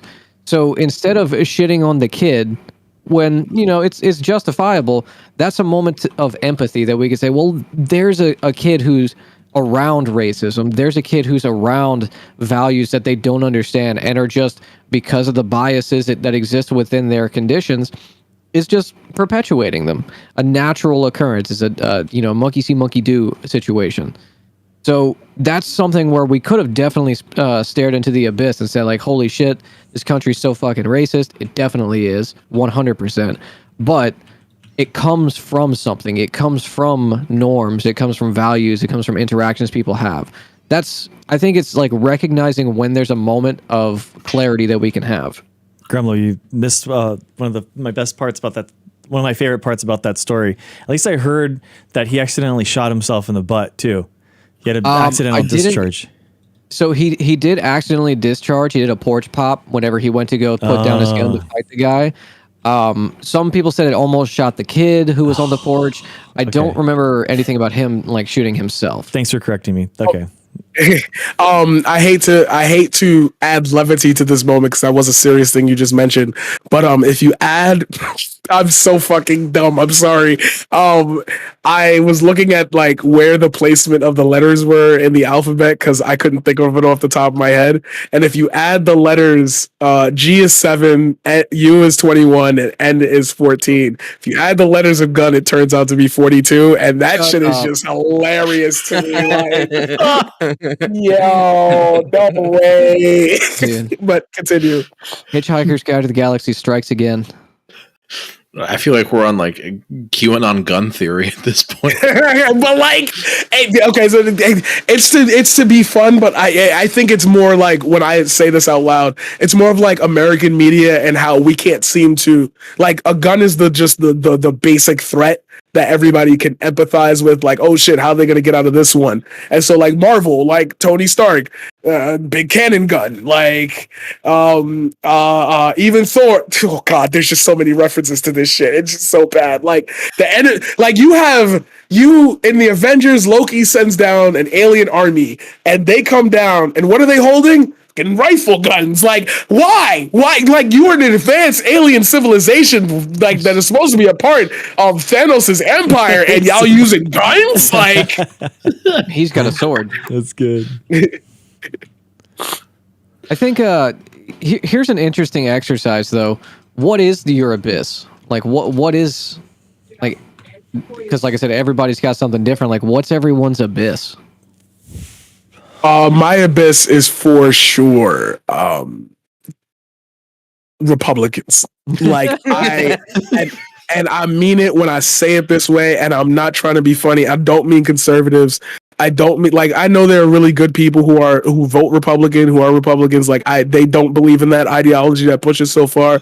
My biggest like abyss is wondering how these people remain in power, say the things that they say, and like I get obsessed with debunking and sitting there hours on end. Like, how could you possibly like take this person serious?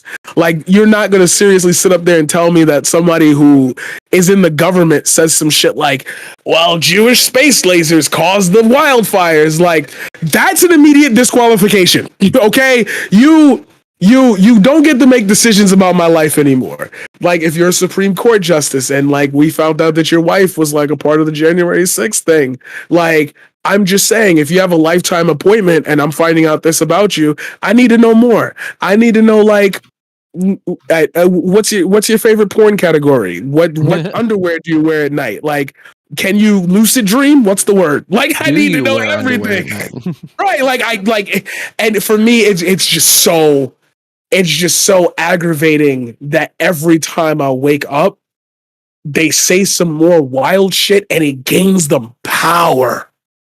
And that's doomerism for me, is that not enough of the country sits up and be like, look, you might be a decent person, but I'm gonna be honest with you, as a politician, you're just fucking stupid. Like, I don't know, like, why I would even consider spending my time getting up and voting for you. Then they add voting restrictions and they say Black Lives Matter is a scam, and there's no more racism in the country and this and that. But on the other side, what has gotten me out of constantly tunneling into that is my work as a teacher.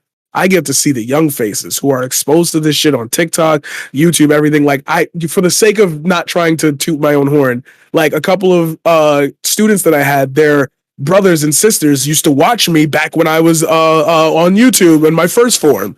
And like, they say, yo, like, you used to talk about all this different type of stuff and they just really like your energy. Can we find out more? And I involve real life lessons in like my filmmaking class. I'll tell them here how to generate a character that you can build empathy off of. You don't have to jump straight to the, we'll watch like another film or something like that, and like you can see the emotion pouring out of their faces. You don't need to know the plot to get to feel this character. That's you. That's what you're going to be when you grow up. You're going to have that moment where you just feel like the weight of the world is on me. I can't handle it. And there's going to be that person that comes and says, hey, we got you. And that ended up being me for a lot of kids. So when I've ended up finding out, some of them deal with not only the right perspective or the conservative perspective of parenting and ideologies, But the left perspective of, we're poor, we're black, we don't have that many opportunities in life. Here I am, a model saying you can be poor and still enjoy life. You can be more than what they tell you can be. And when I see that joy light up on these kids' faces, when they create something, when they finish a film, they don't, because obviously with the way schools are funded, I have to sit and edit the films myself. Like when they see themselves on the screen, they take it a step further. Oh shit, that's me there. I could make YouTube videos. I could talk about this and that. And then they start seeing this really nasty stuff, and like they make fun of it because they don't take it seriously, because they have guiding voices in their life that say, hey, that's dumb. Stay away from that. Why is it dumb? Well, you created a film in which these characters went through this arc, and that's real life. You played on your real life. I had one student, shout out G. She made this film by herself in her room, and it was about the death of her brother. And like, I didn't direct her on anything. She just made it and submitted it. And I was like, okay, we're going to put it up on the big screen and watch it. And she was mad nervous about it. Not a dry eye in that room. And she made that audio, cuts, everything by herself. And it's like, that's what brings me the greatest form of hope when I start thinking about going into that abyss of like how deeply damaging all this rhetoric is that there is a new group of human beings, children, teenagers, who like don't take that bullshit. Like they might be on the TikTok and they might be scrolling for a couple hours. I'm going to be the old head real quick. But like at the same time, they enjoy their lives because they can separate what is clearly bullshit from something that they need to tune into. So they don't get red pilled or they don't get black pilled as often, because I add that little bit of hope in their lives to say, if this doesn't make sense to you, you can change it. You can be the person that says that's wrong. And you can hit up on the TikTok, make a video about it. Oh, I'm famous now. I went viral. I'm proud of myself. I learned something. I did something. That's where I go. So what age group do you teach, just as a quick sidebar? Because chat was wondering. Middle, high, and college. Oh, wow. Yeah. Oh, so like I see a lot of stuff. There's a practice that chat convinced me to start doing, where instead of I fall into like the kind of leftist trap of like accusing people of being fascist when we know they are. Just right though, like I'm not gonna sit here and like, come on. Yeah, like if directly confronted with someone, I'll probably do that. But instead of calling them fascists or Nazis, saying that they're simple answer people. Because that's what it is. We like to listen to a song by Frank Turner on stream called 1933, where he says, be suspicious of simple answers because that shit's for fascists and teenagers. When all you have is a hammer, That's awesome. Everything looks like a nail. So I'm just going to start adopting that, because simple answer people, one, it kind of makes them question like, what do you mean simple answer? But two, it doesn't kind of play into that trope of like, oh, the left thinks everybody is a Nazi. I agree with that. That's actually pretty dope. That I learned something. People. No, I mean, that's not bad. Yeah, I think at least like I've tried to just I've been like the petulant little kid. I've been like, okay, why do you think that? But why? I just keep asking why. Like I'm 12 talking to my dad. I let the chatter in question like explain what they really feel. I act perpetually confused. That also seems to like get them to just like say the words by themselves without any like interaction from streamer. Just like, oh, okay, why? And then eventually they just self-report. I only took that advice when I used to talk to my female friends. Used to, like, I don't do this now. I used to say, if a man makes a really bad joke or like a really like weird off joke, just ask him, what do you mean by that? And you gotta hit him with the deep. Hold on, I'm gonna hit you with the zoom. Gotta ask him, what do you mean by that?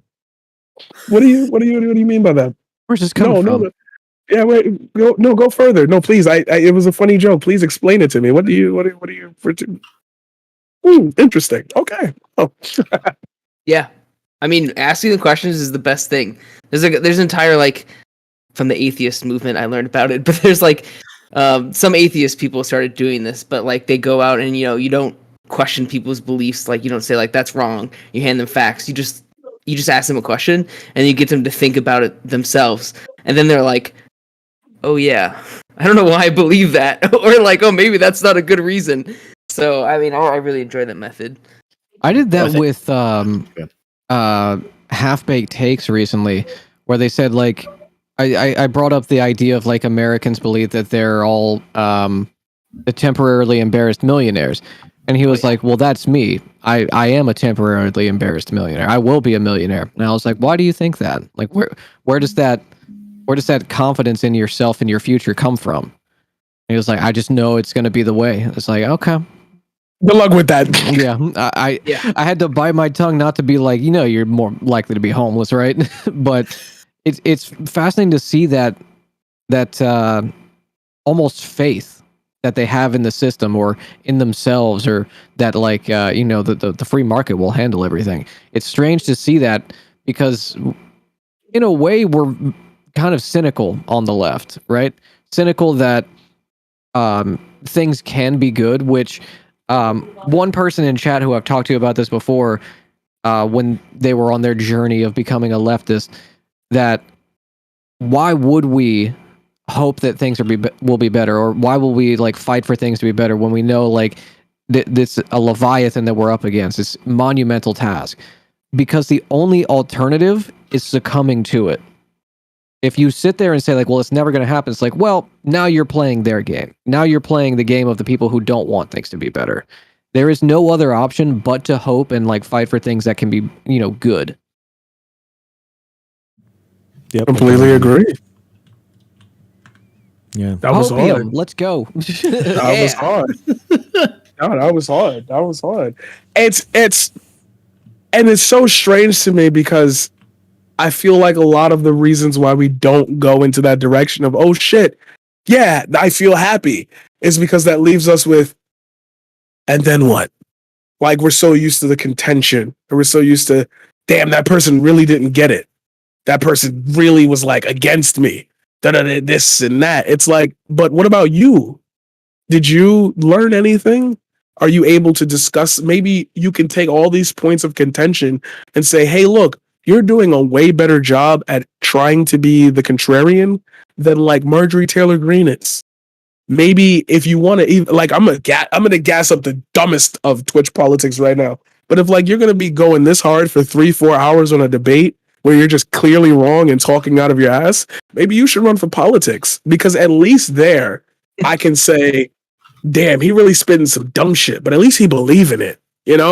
That's why I fuck with Hake. Like, not to the degree where like I would love to see people like, it would be really interesting. I definitely think that that's actually the next evolution in Twitch politics, is actually doing like a politician that's like running for mayor or governor or something, and then in order to be fully transparent, just stream the whole thing. Stream like the ins and outs and stuff, and it's like, it's not going to be great entertainment. Everyone's like, oh, it's not going to be it's not going to be a fucking game show, dude. That's the whole point. It's not reality television. This is actual reality. And in order to be transparent, you can see like what actually happens when a mayor talks to a lobbyist and that kind of stuff. So that's why like my personal goal with this stuff is science communication, 1, but then 2, if Gremlo runs for something in Louisiana, runs for public office, I'll consider that a huge win. So that's my personal shot. That'd be awesome. My personal goal. Shot. I guess the problem is the people who are in power don't want to do that, right? So if you have, but we Gremlo, are you going to commit to that as one of your campaign promises, that you record your dealings with lobbyists? I've given this thought, like, what does, if there's eventually like the Twitch poll politician, what does that look like? Yeah. And the fear that I have is, Hake, 1, but we see the kind of danger when politicians are able to control their own narrative in people like Marjorie Taylor Greene. Marjorie Taylor Greene goes on Steve Bannon's show all the time, and unencumbered, unfiltered, are able to just say the dumbest shit. And my fear of someone who is like a Twitch person doing that is that's going to be the result. We get a ridiculous reactionary person like Hake. They have their Twitch stream or their cozy stream that they do, and most people aren't going to see that. People who follow politics and who are active online are going to see that, and it'll spread around, and then they'll be able to debunk it on stream. It's an interesting concept, but I fear that like the worst elements of politics would utilize that more than the positive ones. Yeah, and the biggest streamers that have tried this haven't been successful, right? So Chank, obviously TYT, he got really bad, really bad. He ran for House of Representatives and didn't get it. Also, Sargon of Akkad, like it doesn't transfer well necessarily because you're having to deal with like people on the internet, which could be a global audience versus local issues. Yep. But I think that the difference is that like it could teach people like how you're dealing with something and give you an idea or give people an idea on how to fix that type of problem in their own local thing. And you know what? I can think of something, speaking of copying what the right does right, not right, but successfully. What's it? ALEC, the Allied Legislative Exchange Committee. So this is actually how they pass a lot of these anti-abortion, pro-guns bills, is that they actually have a meeting where lobbyists will write the actual bills, and then they just rubber stamp them in all the different states. So my goal, my idea would be to try to keep some type of, create like a scientific policy hub, make it transparent, make it open, so that people can contribute to it no matter where they are on the scientific spectrum. And then you actually have legislation that could be passed in, city halls all across the nation. And you could see what kind of like opposition there was to it. You could, figure out this works here, this doesn't work here. And then you can make the legislation better over time, through science. And so, I think that there's a huge opportunity to connect in a way and use this platform in that way. I think we haven't seen the next generation of Twitch politics yet. Well, there's an element of something you said as well about like what does it look like whenever a lobbyist is in someone's office. I think that their offices should be streamed 24/7. Yeah, I think at any moment cool. I should be able to go look at like Paul Gosar or like Nancy Pelosi or Chuck Schumer's office. Like, what's Chucky up to? Yeah. And see exactly what's happening in their office. While you're clocked in, there's no privacy if you're an elected representative. But that's the most like what a dream thing I have. Not even trying to be funny. Yeah. Not even trying to be funny, but since you brought it up, I guess, and so I floated this idea out about 3 years ago, and I was like, I want to run for president. not because I want it that bad. I just feel like if you had somebody in that office that had like an empathetic mindset, like that first presidential speech is like, we're here now. The people that have been ignored by this system, we here now. And I ran for mayor of New York City in 2020. So I can give you insight like into the failures of the electoral system as far as like local candidates running. And so I'll give you the quickest rundown I can because it was worldwide. You guys know Andrew Yang ran for mayor. Yeah. And he sucked up all the funds from the community pool. Because he was popular, everybody knew his name, so immediate donations. That and Eric Adams, they were already fundraising for years. Like, it just blew everyone out of the competition. So I started making political ads for everybody else. As you know, of course, Eric Adams won.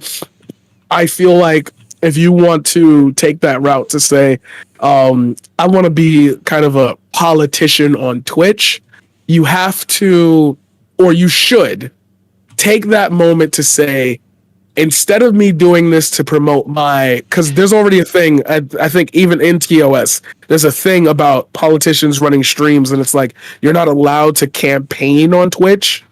That's a thing. I know that.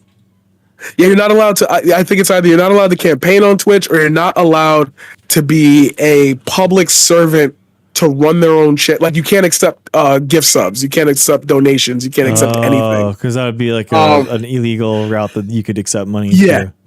Right, okay, yeah.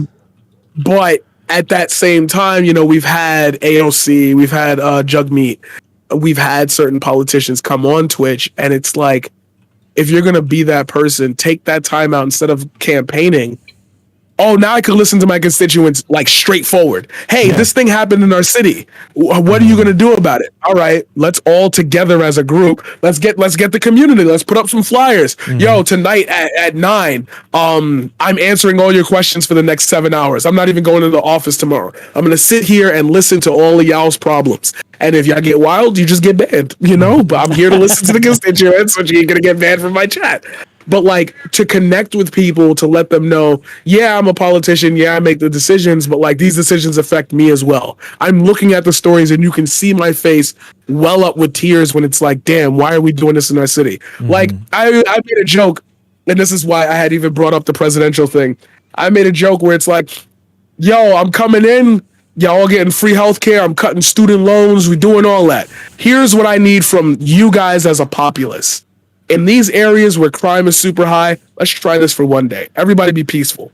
If we could get through one day of everybody just rocking and loving each other, copy. Student loans is done. If we can't do that, if we can't meet on mutual minds on how we have to be as a populace versus what we want our government to do, then we got to fix that too. How can we fix that? Oh, by me talking to you, me letting you know. I don't like that either. I'm being straight up with you. Like I would say for my neighborhood in Harlem, I don't like the idea of little kids got small 8, 9, 10-year-olds. Like it's happened to me already. Y'all getting invited into gangs, having to carry a gun for protection when you walk through the projects, this and that. Like, what can I do for you? What can I do specifically in that area to solve that problem for you? And they might say something like, well, we need more food stamps. We need more viability with economics. Okay. What do you guys have as assets? Well, you was right next to us in the projects. All we got is the apartment and this and that. Okay, if I could figure out a way to help you make a consistent stream of money with the property that they don't allow you to own, can you do me a favor and somehow make that environment a little bit nicer? Oh, if you do that for us, all we got to do is like be chill. Well, we was going to be chill once we got the resources. Oh, it plugs in. It's working. I solved that issue, I solved that issue for that area. Next area. Like, and I don't mean it to be formulatic, and I know these are all, yet again, hopiums, but like, yeah, we could do that, especially with the platforms that we're given, where I think across all of us, we're seeing, there could be at any point 1,000 people watching. That's 1,000 people that go to one person each. That's 2,000. Then it spreads to 4,000 and 8,000. By the end of the week, without you even knowing it, even if you're not the guy or the girl or the person, we're inclusive here, that idea makes sense. I'd rather live my life in a way where I could get closer to what that person had said was possible than listen to a politician promise me things are gonna get easier. Sorry for my terrible singing.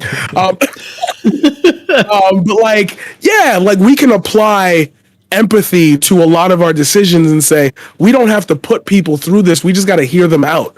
Like, and that's what I mean, especially when it comes to the Buffalo shooter. Like, you were red pilled. You were dark in that place. All you needed was probably one person to tell you, hey, that's a load of bullshit. Go meet these people on the street and have a conversation with them and say, what are your problems with this area? Oh, well, the wages are low and I can't really move out of my apartment and I don't have a safe stability net for my children when they grow up. I have those same problems. You don't go, matter of fact, this answers the question of how, like, if you wanted to like get out of the black pill form of thinking, we all have the same problems. Oh, I don't got to go to the extremes to fix it because these people who don't agree with any of my ideologies have the same problems. Why don't we work together then? All right, let me put down the weapon. You're right. I don't need to take lives. I need to take action to make my community better. And then all of a sudden the other communities get better. Then we're all living in some form of small utopia. Again, I just want my goddamn chicken nuggies. That's all I want. That and augments. I need it. I need to be able to jump off a building and land softly. I'm going to keep asking for that. Yeah, dude, one of the coolest ways that I saw of like a mayor like having direct action through social media was Cory Booker when he was the mayor in New Jersey. I don't know what city he was, but he was on Twitter during a snowstorm and people were like, I'm snowed in. And he was like, send people there right now. Use this, using that platform to like get people direct help that were snowed in or need help or something like that. It was like a really cool direct application. I think, Paradigm, your problem is that you care. Exactly. And that the people who seek particularly national office do not care. It's money and power, baby, and making my friends rich. Here we go again. Another reference is coming in. The whitest kids you know. There was a thing where he was like, I'm Clint Webb and I'm running for senator, and I possess a certain narcissistic sociopathism that decides that makes me think that I should run and rule over all of your lives. I have served in the military for the absolute minimal amount of time to be considered a veteran, even though my position would never see any combat. I've been living in this great state for the past 18 months and I love it. Like type shit. Like they don't care. Yeah, I'm Clint Webb and I'm here to bring a message. The message? Me. He knows. Yeah, Yes. I don't think that they're just there for power and money. I mean, I think that there's a lot of other ways that you can get a lot more money than working in public office. I mean, you got to be really dedicated to something else other than the power and money if you're doing something like that. Because I mean, they could have gone into finance, they could have gone into a ton of different other fields. It feels like, rather than public office, in my opinion. Well, a Yeah, lot of the depends time on it's a the revolving person. door. Like, people come from business into politics because of, they want to craft policy that's favorable to their industry. Like the entire concept of regulatory capture. You can look at our FDA. That's a really prominent example right now, where it's essentially run by a bunch of pro-industry folks that don't know how to like talk to each other or like do science the right way.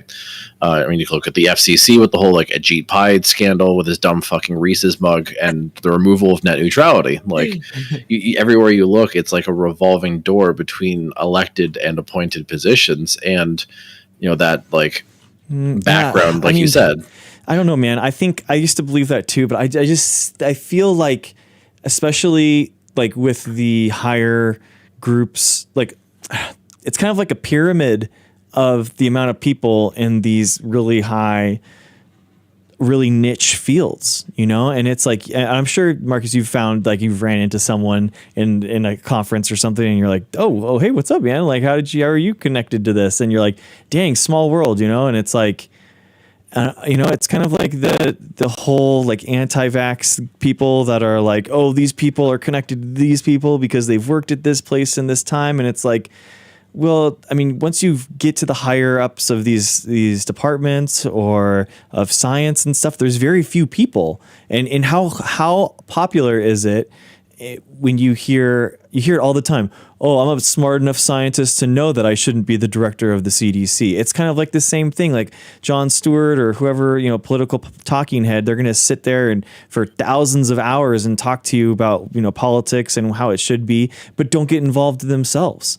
So it's the same way in science, where everyone, it kind of like looks down upon those that are like actually getting involved. So the pool of people that actually want to get involved is very small. And I will agree that there is some level of narcissism inherently in order to be a representative in a democracy, right? Because you're saying, out of a lot of these voices, I'm the one that it's going to represent them. So I think that there is like it's a level of narcissism in there. I just don't think that if you're going to make the most amount of money, you're going to go to public works, and you work and you can go to City Hall and stuff like that. And there's like so many people that are working really hard to make things better, make things happen. And it's like, dang, dude, like here I thought, like, all because of my national media, all these people in my head, these politicians were in my head. But in reality, like, these are the people at the City Hall are actually the people that are really changing my day to day, making sure that my trash pickup is happening, that my water is on point, like all that kind of stuff. So I think on that point, like, It's less, people go to be elected officials because, the moment you get there, you open up your bank account and you give a corporate billionaire your routing number, and then all the money falls in, and now you're rich. I think it's more of a stepping stone. Like, if you look at, especially as it pertains to science, like a lot of like pharmaceutical and biotech companies, for example, like they will readily hire people who have prior government work or any sort of a political connection, because they want to basically understand better how to like skirt regulations, deal with regulators. Like, what are they up to next? What are they planning on doing? How do we get around that? Like, they value the experience of being able to understand and interface with the political system and any connections that may come as a consequence of having held said position, whether it's elected or appointed, and then leverage that for gain. So I think it's not like a direct like acquire office profit type of deal, but rather okay, like this is a stepping stone so you can get a nice lobbying job for Merck in a couple of years after the fact, or go to work for the FDA, and then now you're on the board of Pfizer, like Scott Gottlieb, Obama's former FDA director. Like, that's one of the very real, like, tangible conflicts of interest people perceive. Like, hey, why am I getting a vaccine? This dude literally used to run the fucking FDA, and now he's like running the pharmaceutical company that's telling me to get a vaccine. So like, what do I do? Like, that screams profiteering. So like, I think it's more, I think, focused around the old adage that like the best leaders are the ones who don't want the job. Like, the people who are the most like reluctant to actively take those roles in their communities are the ones who are going to be like the best at it, because that's always been their focus, is that like local community focused way of doing things, rather than that like narcissism urge to like become a prominent voice and then to leverage that for financial gain down the line, if that makes sense, Greg. I think like you're right in that there's certain types of personalities and attributes that are good for public office, but I think something that isn't recognized enough, that like there are different ways of interacting and being a politician, right? So if you're part of the legislative branch, you're probably going to be compromising with a lot more people. You're going to be trying to come together, trying to talk to people on the other aisle, or trying to craft legislation, actually write the legislation. And it's going to be a lot more of like people skills probably, right? While other than like at a mayor level, it matters. There's a lot of different types of city governments and stuff like that. You should check it out. Maybe your local city has an interesting form of government. But for like kind of like the standard type, your mayor is actually going to be more of an administrative executive role, right? Where they're going to be they're probably going to be as on the same plane as the city hall people, but they're still making more executive actions. So there's going to be places for different types of people, but I still think that there's going to be people that are in that crunch time that are going to ask for the ball. Like Kobe, man. Like Kobe wanted the shot with 5 seconds left, in the game with one shot to go. Kobe wanted the ball and wanted all that pressure on him. He wanted to take that shot, and not all people can take that. Not all players want the ball in that scenario to take that shot, because they can't handle the pressure. They don't think that they can make it, and it's nothing wrong with that player. They're contributing in a lot of different ways, but there's certain types of people that just want to take the shot. I think. Well, a separate thing too, that I think it's Michael Brooks who said that maybe like hate, something along the lines of like hate systems, I guess, and not individuals. Like I think a lot of the time, be ruthless with institutions. Yeah. So like for me, like a lot of the times it's not even like, I mean, there's like the whole narcissism, like tend to be more narcissistic, but a lot of people go in with good intentions, and I'm thinking the national level, but then they end up in this system that's just like fundamentally broken. And over time, they become like, oh, this system's like fine, like we just got to make some tweaks. But like that's just not the case. So like then they kind of become part of the problem, because they become part of the system, and they focus on like small little changes, or doing this or that. In my opinion, and yeah, I mean, at least it's a broken system. So, but I don't know how we got off on this tangent. That's because we all have streamer brain, And we know that, like, if you get us on one point, I will I've made, I swear I've made this joke so many times before. One time on a stream, I went from like the destabilization of infrastructure in a form where, like, my plan is to like knock down all the project buildings and make all those people homeless, and then replace their buildings with these high rises that have been used for gentrification, and then make those publicly owned and cheap so those people could just move back into those places. Because if you fix a person's home and you make it feel cleaner and more, if you gave poor people a doorman, I swear to God, you'd lower crime.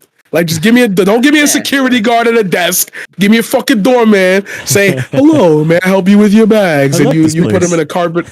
Right. Like, yeah, if people liked to go home, like, half the problems in the world would not exist. Like, I still say this to this day. See, here we go. Now, here's the tangent. I made this tangent. I was going to just tell you the tangent, and then we went on the tangent. Like, the destabilization of infrastructure all the way to, like, I think Cloud should have let Tifa, like, ride him. Like, I think that Cloud was really this is a Final Fantasy thing, I'm sorry. He should have just really cool. No, it's cool. You're welcome here, dude. You're really welcome. It's okay. Cloud should have let Tifa. Yeah, let him right. He was Skull was part of my Final Fantasy 7 playthrough, so they know what's up already. Cool. But anyway, so the tangent into that. We form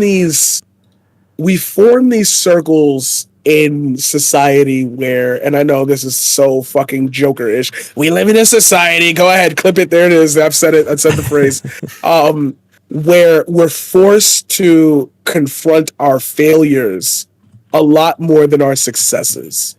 And that is because we view success as a succession in life. There has to be some progression, like getting up and streaming to 2 people until your average hits 3 for a year, like, that's a success. But it's so minimal in the scale of where you can view your life at that you don't view it that way. You see it as a failure. Why haven't I blown up yet? Why am I worried about, like, the numbers? Why aren't anybody coming to check me? I'm trying really hard. And for me, the hopium is telling people, I've lost a lot of people that just didn't wake up the next morning, if we get where I'm going. Like, you did. And then you decided to produce art for the entire day. You know how many streamers that make like 150,000 times as much as you and have 8 billion times your audience? You know how many times they get on stream, get mad at something, and log off in 30 seconds? You know how many times people in higher positions that have all the success have just quit because they didn't want, like, as you said, that's why I'm relating it to this. They didn't want to take the shot. Like, people fall into patterns of success, and sometimes they just let a whole team of people do the work, and they're the figurehead. Shout out Kim Kardashian, because I know what you're doing, bitch. Don't play with me. Know what you're doing. But no, like, misogynist, like, when we don't have any women on the panel this week. no, Maddie's coming. Maddie would agree with me so hard. You know, that's the first thing. You know. We need to stop talking about women's rights, and we need to talk about women's wrongs, okay? Because, like, I got some problems. Okay, right? Like, thank you. I appreciate that. Thank you. No, thank you. I just want to say before we continue, I just appreciate this. This has been a really nice experience for me. It's really rare for, like, me to get, like, I've been doing a lot of other panels, y'all. Gremlo, you know, and it's nice to just breathe and have a conversation with the people that, like, I could respect. Now, when Maddie come on, she gonna shit on me for 20 minutes because that's what we do with each other. So we're saying. So I'm gonna bury the lead before she even get in here. We said we're gonna start, like, fake drama. So we've already planned out a bunch of responses, but I don't think we were planning to be on the same panel together. So we might do that tonight. If it's gonna be so bad because I forgot half of it. Oh my God. Anyway, you gotta memorize your lines, dude. Hurry. But yeah, like, we view ourselves as this conscious double where everything has to be moving forward. And I'm sorry to tell you this, but we live in a system where that's not always possible, even if you put in more work than the person next to you. There's so many other factors that lead into their success versus yours. It's time to stop comparing. I'm just happy you woke up this morning, because some people don't even decide to do that. And that's something that, like, as when we're talking about hopium, like when I see regulars, like I've had students before in my life that, like, I get a phone call, yo, this person tried to do the thing. Can you talk to them? Like, what's going on? The police are here. Everybody's here. And it's like those students come back because I'm giving them something worth wanting them to come back to. You know, they're not transferring schools. They're not staying home. Like, I got to see this guy. Like, we are, for lack of a better term to make this not parasocial, we are that for some people. We are that information source that lets us know, damn, shit fucked up, but at least I can sit here with this dude and, like, laugh about how the fucking world burning. Like, we're happy that you're here. And that needs to be our first step if we're going to even start any type of conversation on hope. Hey, we're all here to have it. There are a lot of people Sorry, go ahead. No, I'm going to double down on that part of, like, having someone to watch the world burn with, because we have something colloquially in Louisiana. Whenever the world is quite literally falling apart during hurricanes, we call them hurricane parties, where we just crack open the margarita mixer and we just, like, let it ride. So, yeah, as long as you got company, I mean, it's not as bad as it could be. True. Yeah, I would just say, like, if anyone's dealing with things like that, it really is overwhelming, you know, and you feel like you really do bear, like, the brunt of this on your own shoulders, and you feel like there's an existential dread that's happening. Like, you know, I've said this many times. I'm going to continue saying it. Like, therapy is awesome. I've gone to therapists many times, sometimes when it was good and sometimes when it was bad, and it was all, you know, moving forward on something. So it, you know, gave me tools when it was good to figure out, like, my wife and I went to, like, we're not religious, but we basically did like what Catholics do, which is kind of like pre-marriage coaching. So it was kind of like, it was an interesting like things to learn, and how to deal with fights and how to move past them. How long were you and your wife together before you got married? Yeah, damn. What a fucking pivot. Damn. No, it's just because we got moved together in 2010. 4 years. 4 years. You were together for 4 years? Mm-hmm. Okay. Because my wife and I were together for 9. Oh, wow. Or 8 or 9 before we got married. We just made a year last 8. Cool, y'all spend time with other people? Oh, shit. Can't tell you how that fucking feels. Wife haver. Try to get like you. Yeah.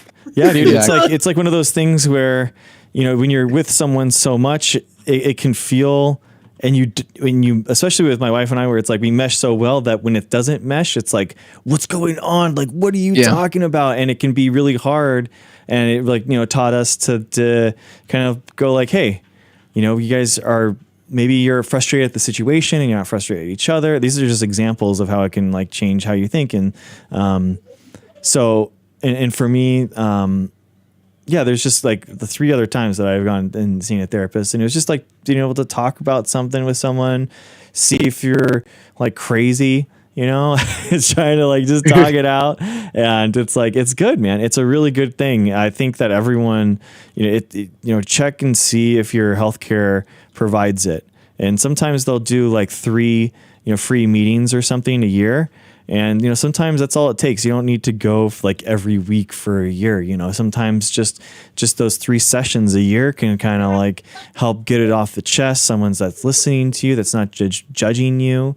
And sometimes just talking about stuff that, you know, you're not going to tell, you know, your best friends necessarily, because you don't want to blow up the group chat with your personal problems. But like, you know, your concerns are valid.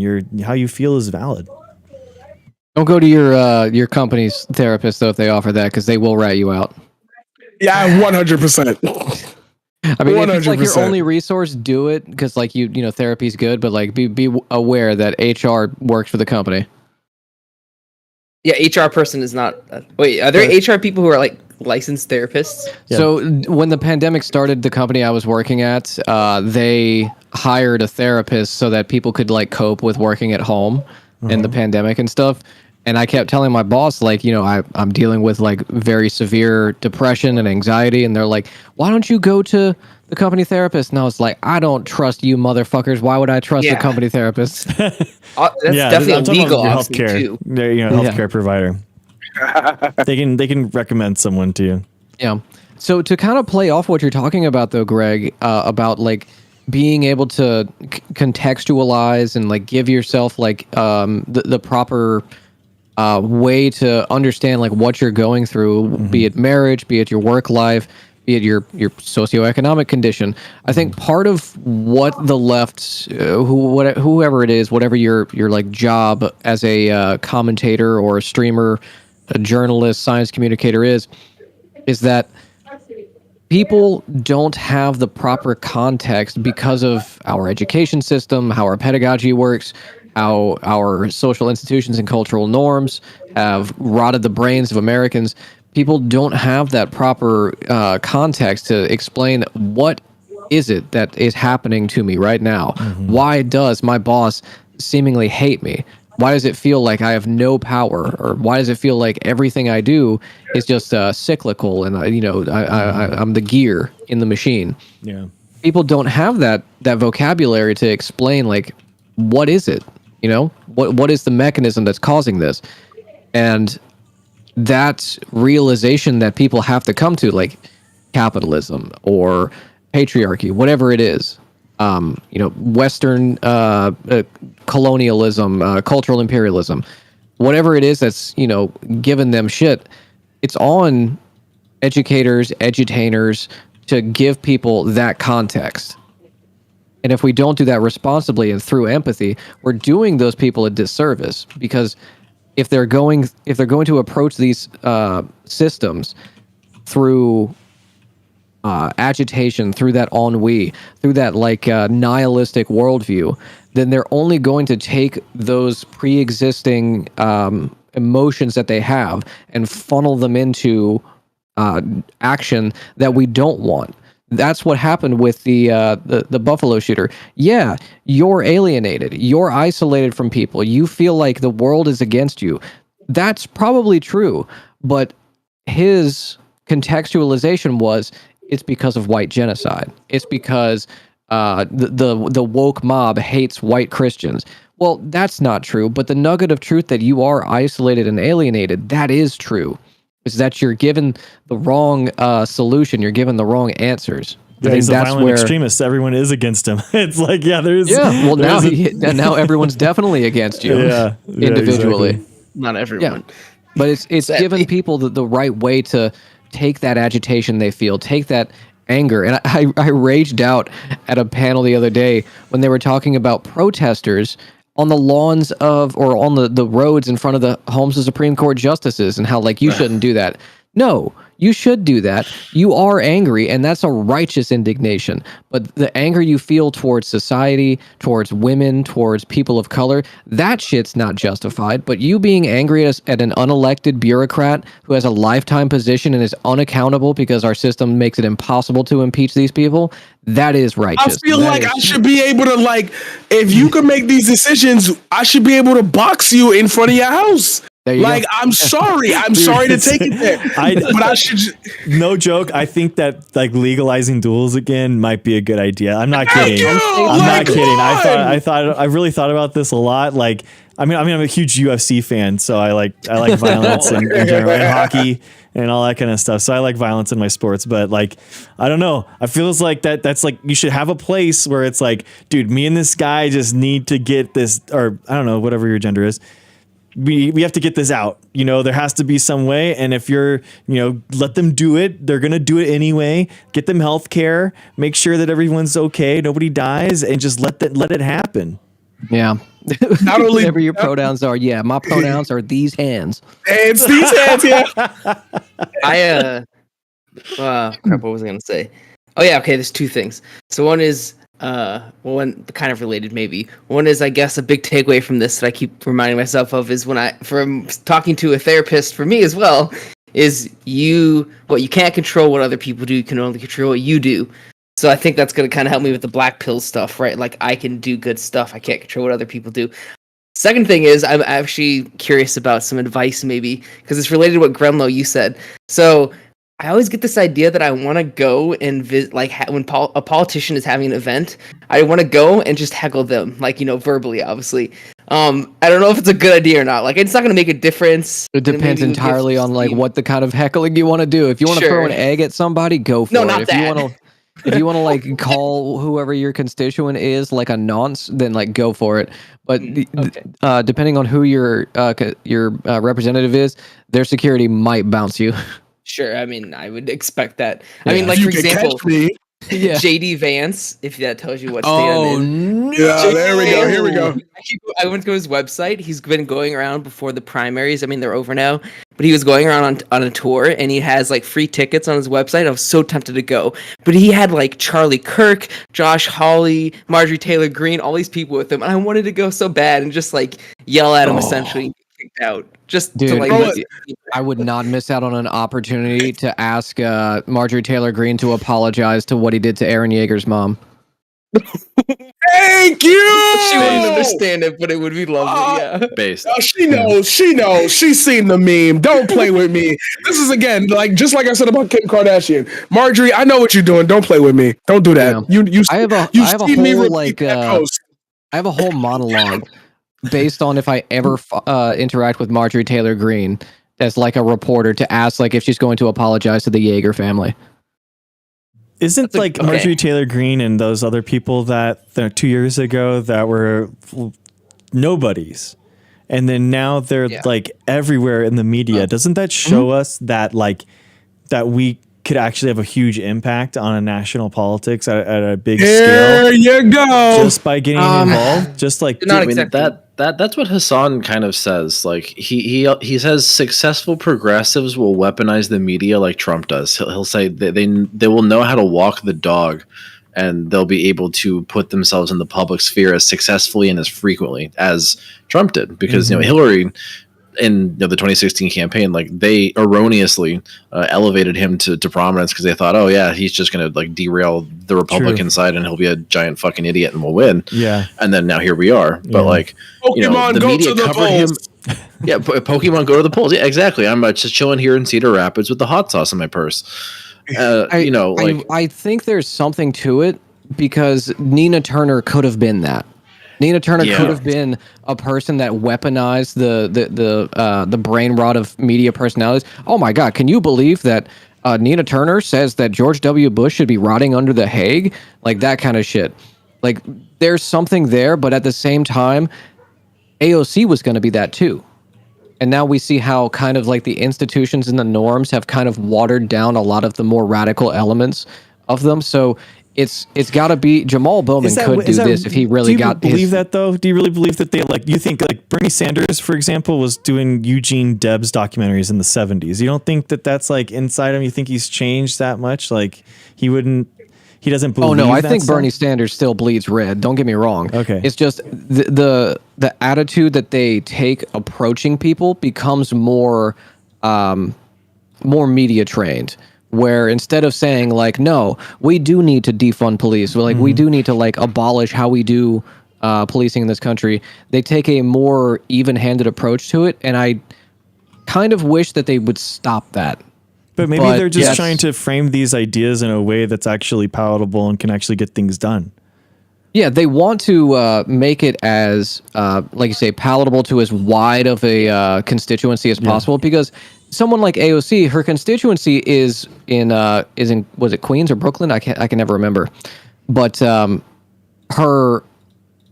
ideology, her worldview plays to as broad of a constituency as possible. They play the national game, which is good, and I like that. I'm just afraid that someone who goes in balls to the wall will just not be given any coverage, because Bernie Sanders, he did great in 2020, but the media constantly just a shitstorm around him. And Biden got like, I think in the last 2 weeks of the primary, got like a $71 million in free media. Insane. So we're talking about like when it comes to a platform nationally, we're talking about an institution that does not want to hear you talk because of how what Reddit speaks to the masses. So maybe there's something for the Twitch side of it, but I don't think that this platform is as mainstream as we like to think it is, being on here all the time. I'm going to tell you right now, Not only is it not mainstream, and this is you're gonna hear something come out of my mouth, and I do apologize on the way it sounds. It sounds like my ego is fucking out of control. But I've learned that when you speak things into existence, it just happens because you got to live up to it. When I ran for mayor, there's still people in my city that when I walk outside, they say, "Yo, you should have been the mayor. Eric Adams sucks." And like, I know that could go one of two ways in somebody's thought when they hear it. I think of it as, damn, there must have been something that I said or did that made that person trust me enough that even with somebody else in power, you should be the guy. I'm gonna make it mainstream. I'm gonna be that. I'm gonna go balls to the wall, but I'm gonna do it in a way where even if okay, let me say this in my city's tone, so you're gonna hear the New York/New Jersey come out of me. Hit it. It might be cool if you don't fuck with me, but you know not to fuck with me. Like, it's just gonna be like, I want that for Twitch. Like, we could make that into a thing where there's productions that go into Twitch. There's money. There's rallying. Twitch has I don't really want to say that YouTube could also do this, because I feel like YouTubers kind of are right now in a flux of, we make our content and then we all come together for like the creators clash or whatever. Like, we do like it's going into the big event thing because, you know, YouTube Rewind, the creator awards, those shit stopped. I want to make Twitch into that force where like there's John Oliver's on here. There are newscasters dying to get on here. There are politicians that say, I won't get on the ballot until you see how I perform on the paradigm shift when you put me in the hot seat. Like, I've that's thought about this. Go ahead. I was going to say, Twitch has a mechanism for what's basically a network of like broadcasters for politics teams. OTK is a Twitch team. Yeah. Something like that. Ministry of Science. Yeah, Ministry of Science. Well, Ministry of Science isn't a team. It's trying, dude. We're gonna get it there. We're gonna get it there. We're gonna get it trying, dude. Hustling out here. Need someone who's a partner, sadly, I think. We're Right. I tried to. Yeah. You missed the meeting on Saturday. I was trying to make this bitch a co-op, but here, you know, jeez. Let's go. I was trying to democratize this shit. Yeah, the idea is you take like a group of people, because Act TV, Means TV, they do this, where like James and Humanist Report, Mike Figueroa, they make content that's for specifically this network, but they also have like their own space. And all a Twitch teams is, hey, we're all part of this group. We rate each other, we host each other, we hype each other up, and we do projects together, but we all do our own thing. And that's kind of basically a network. I mean, I don't want something super like formal, like a TYT thing, but in the future, I'd like to see some kind of cross-platform cooperation between streamers that are doing coverage every day. Every time someone's done, they'll rate into the next person. Here comes the theory hour with this streamer. I don't know. Yeah, like You know what? That's kind of my. You want to idea make it TV? Sorry to interrupt you. That's cool, dude. Go for it. I was gonna ask. It's like television. Like, we could do a live format television. Oh my god. Okay, my brain's starting to move. Uh oh. Yeah, you have like correspondence and stuff. Like, that's basically my idea with my channel, trying to go to Twitch streamers and be like, you can have like a science hour or something, and that's content for you.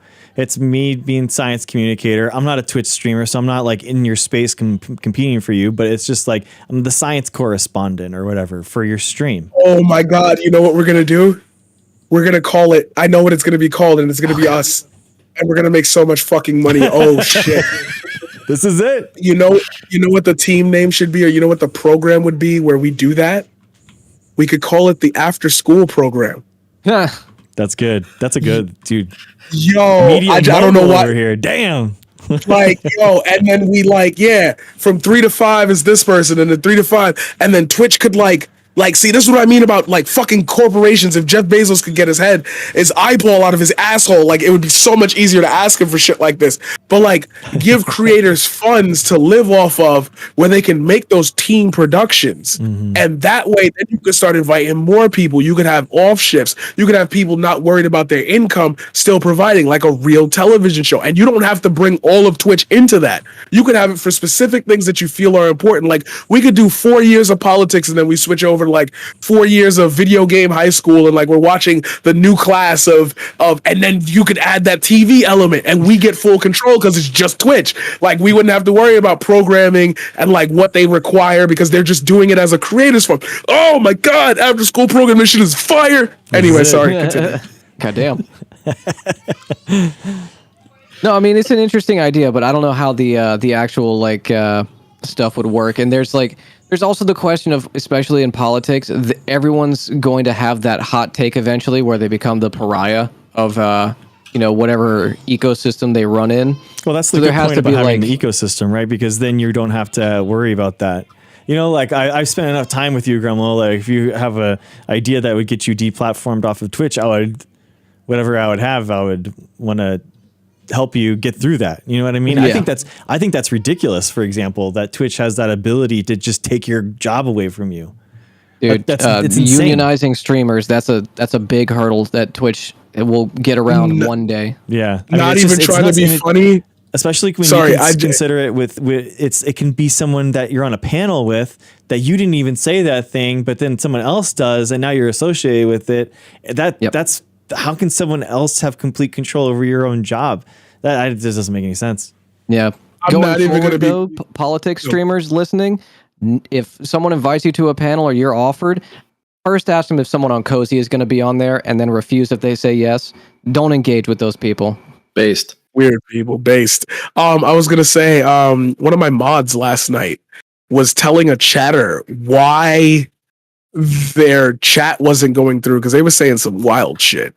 And I guess she had tried to like phrase it to get past the Twitch filter because like they were saying, why isn't my message going through? How is that a bad thing? And she was trying to make a point about it, and she got banned permanently.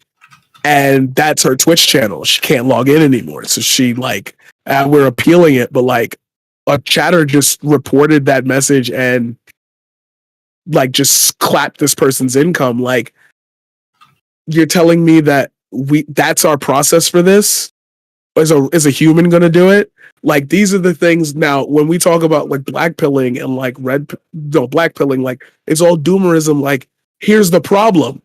We know how to solve it. Just put a mechanism in place that has a human analyze like what's going on. If a mod says something, didn't Hassan's mod get clapped? And then that caused him to say the word, and then that got him clapped? That's two people, one of which is a chatter. Like, if we're gonna be together and have these ideas, why don't we try to pitch these issues and concerns and the solutions to the people in charge? Oh shit, hopium. By just existing, we present ourselves with the roadblocks to our success. And all we need to do is band together and be like, hey, could we get something in place for this so this doesn't happen?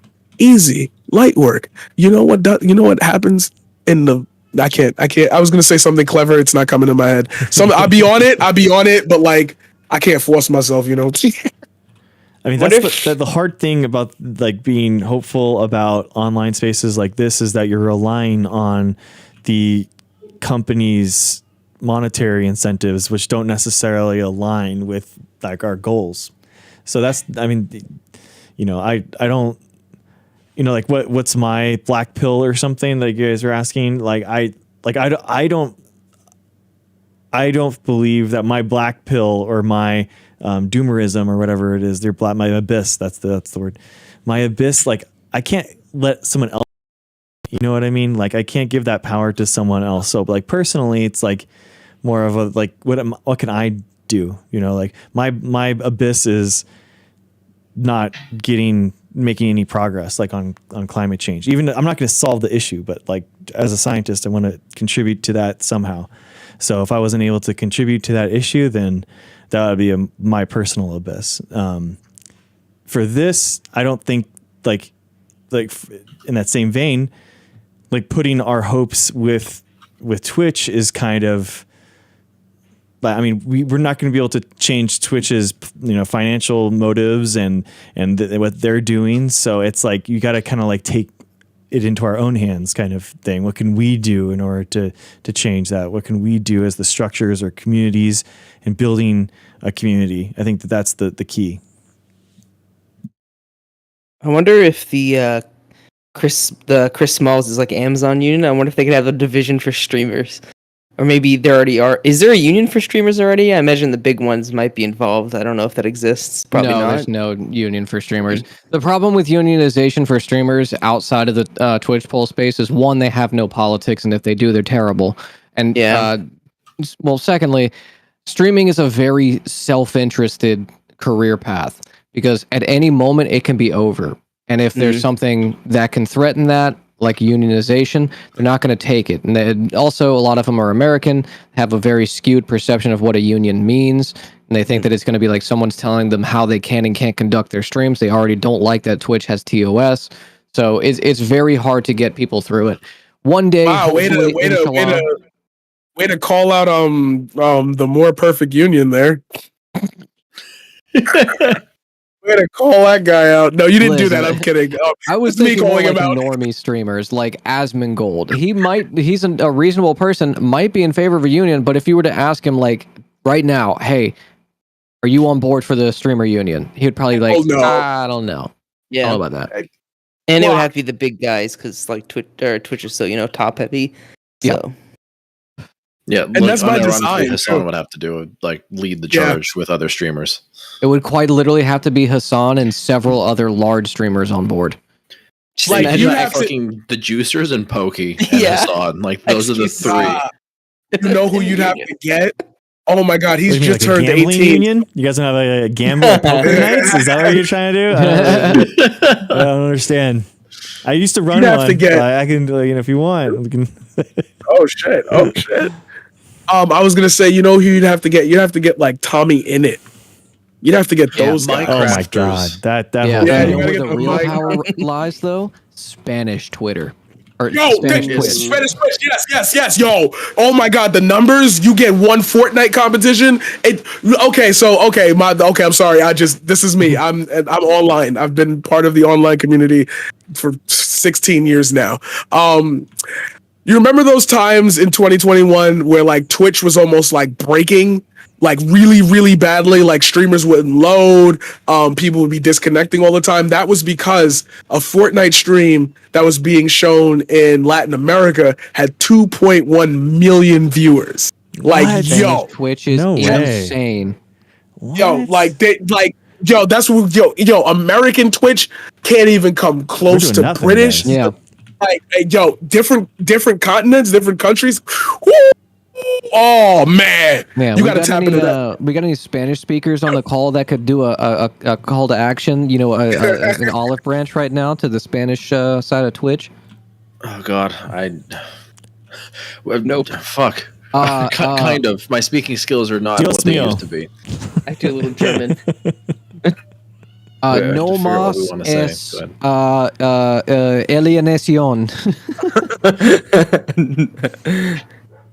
I don't know. Oh, God. My Spanish isn't in like leftist political speak. Sadly, I would have to like go to my vocab books and pull that shit up because I minored in it in fucking undergrad, but I've like never used it since. So yeah, if we need to talk to the Scandinavians, I got you. I can break out a little Norwegian and we'll be all right. But like Spanish speaking, no, not me. Maybe I can talk to Knut. Oh, I mean, yeah, Hassan could probably rope Knut in pretty easily. Knut, Havelda, Norway. Such a dumb fucking voice, but it's so funny. I love it. I catch Becca doing it whenever something Viking comes up on TV. Natty, actually, this is like going back to something that you mentioned a little bit ago. since you had an opportunity to like possibly go fucking heckle JD Vance and company, I had a similar missed opportunity when Charlie Kirk brought TPUSA to my campus. And by my campus, it was actually the hotel down the street from campus because they fucking like the student body ran him off campus before he even could show up.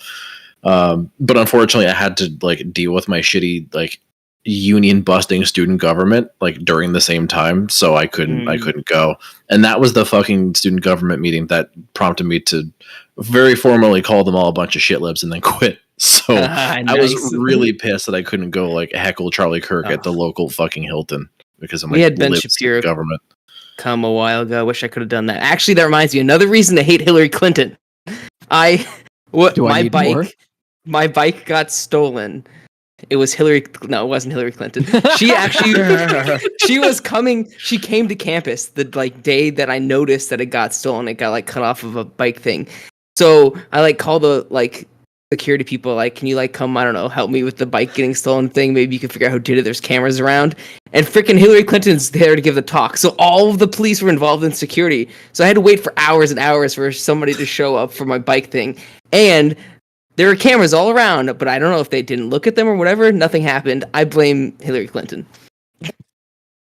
You know what's weird? These right-wing guys, whenever they're doing their media tours or they're doing their like America First packs or America Fest, whatever weird like Koch brothers event they're putting on, they never come to the real Kona states. They never come down to Mississippi or Alabama. They're always out in free Florida or Texas, where they're nice and cozy, you know, where they're right next to their liberal cities. Never want to come out here and really see what the true America's like. Because they know what it's like, and they hate you too. Yeah. Can't drive the tour buses on these roads, man. They're too bad. Like, you know what they think the South is? I'm gonna be honest with you. I swear I can't name names because I would. Oh God, that would be such a problem. But there is a politician who literally has the belief that the South is exactly like that episode of Family Guy where they had that cutscene where I think it was Brian and Stewie. They were going through a swamp and they ran into Kermit the Frog and they were like, "Hey, which way is town?"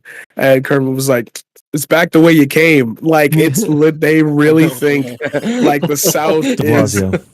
No, I got another one. For you.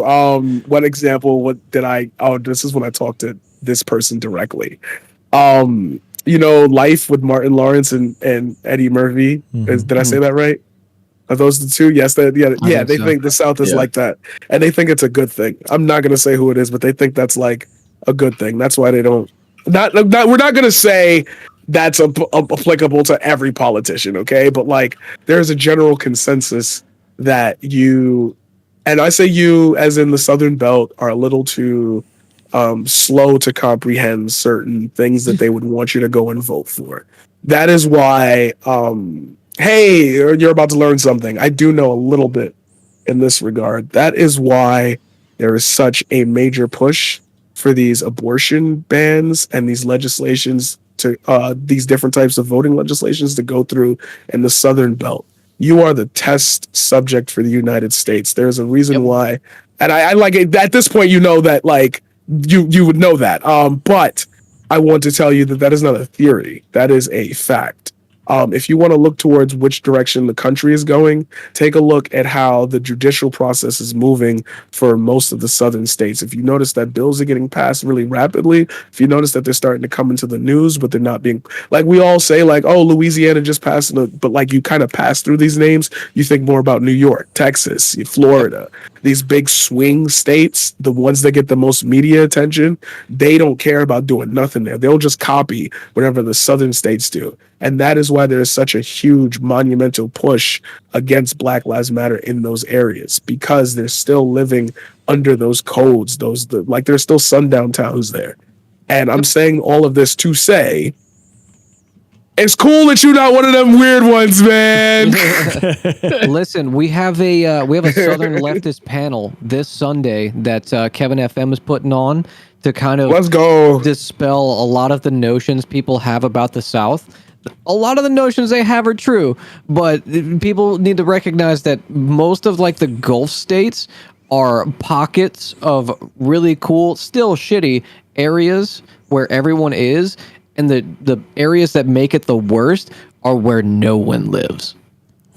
It's like families of, like 200 people that have been inbreeding since before the Civil War. And like, that's the areas that are, giving us a bad name. Except for Cincinnati. Yeah. Well, except for W, Ohio. Yeah. Oh, trust me, I know. Paradigm, have you been on one of my streams when I talk about the Louisiana governor's mansion? Oh yeah. Oh my God. Yeah. Oh.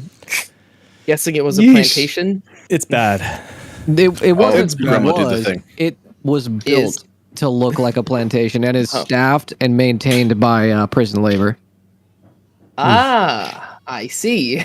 Real life villains, yo. This is what I mean. Like, if I could, I'm so glad to hear that you're going to be doing something with Logan. He's a really good person. Yeah. Yo, oh my God, it's real life. Like, I'm still stuck in pre-Civil War. Like, and that's learned behavior. Yep. That's learned behavior. You can't tell me, and this is okay, so I'm gonna go and I'm gonna be the man of contention for this panel. You can't go and tell people that there's hope when, like, you have to have a Batman for these people. And I'm not trying to be funny when I say that. You gotta have some arbiter, some lever in this system that says you've gone too far just by purely doing it. Like, okay, the baby formula vote, like, it's going different ways. People are trying to explain it. Yes, no, maybe so. There's uncertainty in whether or not we're going to help people get food for their children. Like, that's it. You're just uncertain. That's controversy. The good part is, and this is, so I'm going to hope that you guys agree with me. Fuck it. Okay, I'm not being contrarian anymore. Do you ever get the feeling that, like, people just don't understand that sometimes the answer really is obvious? Like, sometimes the answer to a lot of shit is just, that's bad. Pay attention to that. Like, to create discourse out of certain topics, like, that's what really get me. That's, you know what? That's I lied. I like shitting on Republicans as much as I can. Yo, if I could stand not having my vocal cords messed up, I would shit on Ben Shapiro 24 hours a day. I just could. Bro, is Kuhlman in the chat? Like, what's going on with you? My black pill is being split between understanding that Twitch politics is entertainment and people are allowed to approach it in any way that they want to. But, like, I just wish we all agreed that just some things just need that little bit of care. Like, it shouldn't devolve into what it devolves into, because that shit means something to some people that you're advocating for. And then, like, you get scared and, like, you feed into what gives you the more views because that could mean more money. And then you could approach the real topics later. It's like, be yourself. That's my black pill. Like, I hate that I don't know enough people that are just willing to be themselves. You can be wrong. You can be stupid. You can just make outrageous arguments and just getting mad about something. Just own up to it. I fucked up. My bad. Strike it from the record. I didn't mean to go that far. I understand it upset people. I honestly, like, I don't want to, even if you want to, I don't want to deal with it anymore. I don't want to do this anymore. Blah, blah, blah. Like, it's okay to just be at fault. The drive for drama is that nobody wants to admit at fault.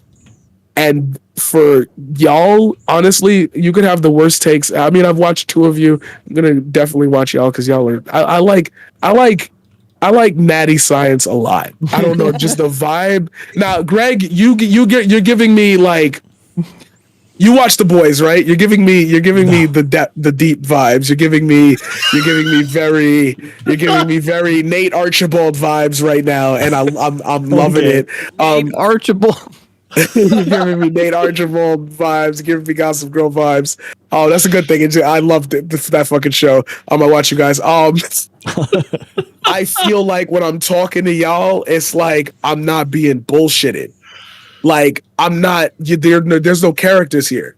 I've seen y'all at like your hypest, or at least these guys. But when we're sitting here talking, I hear you listening.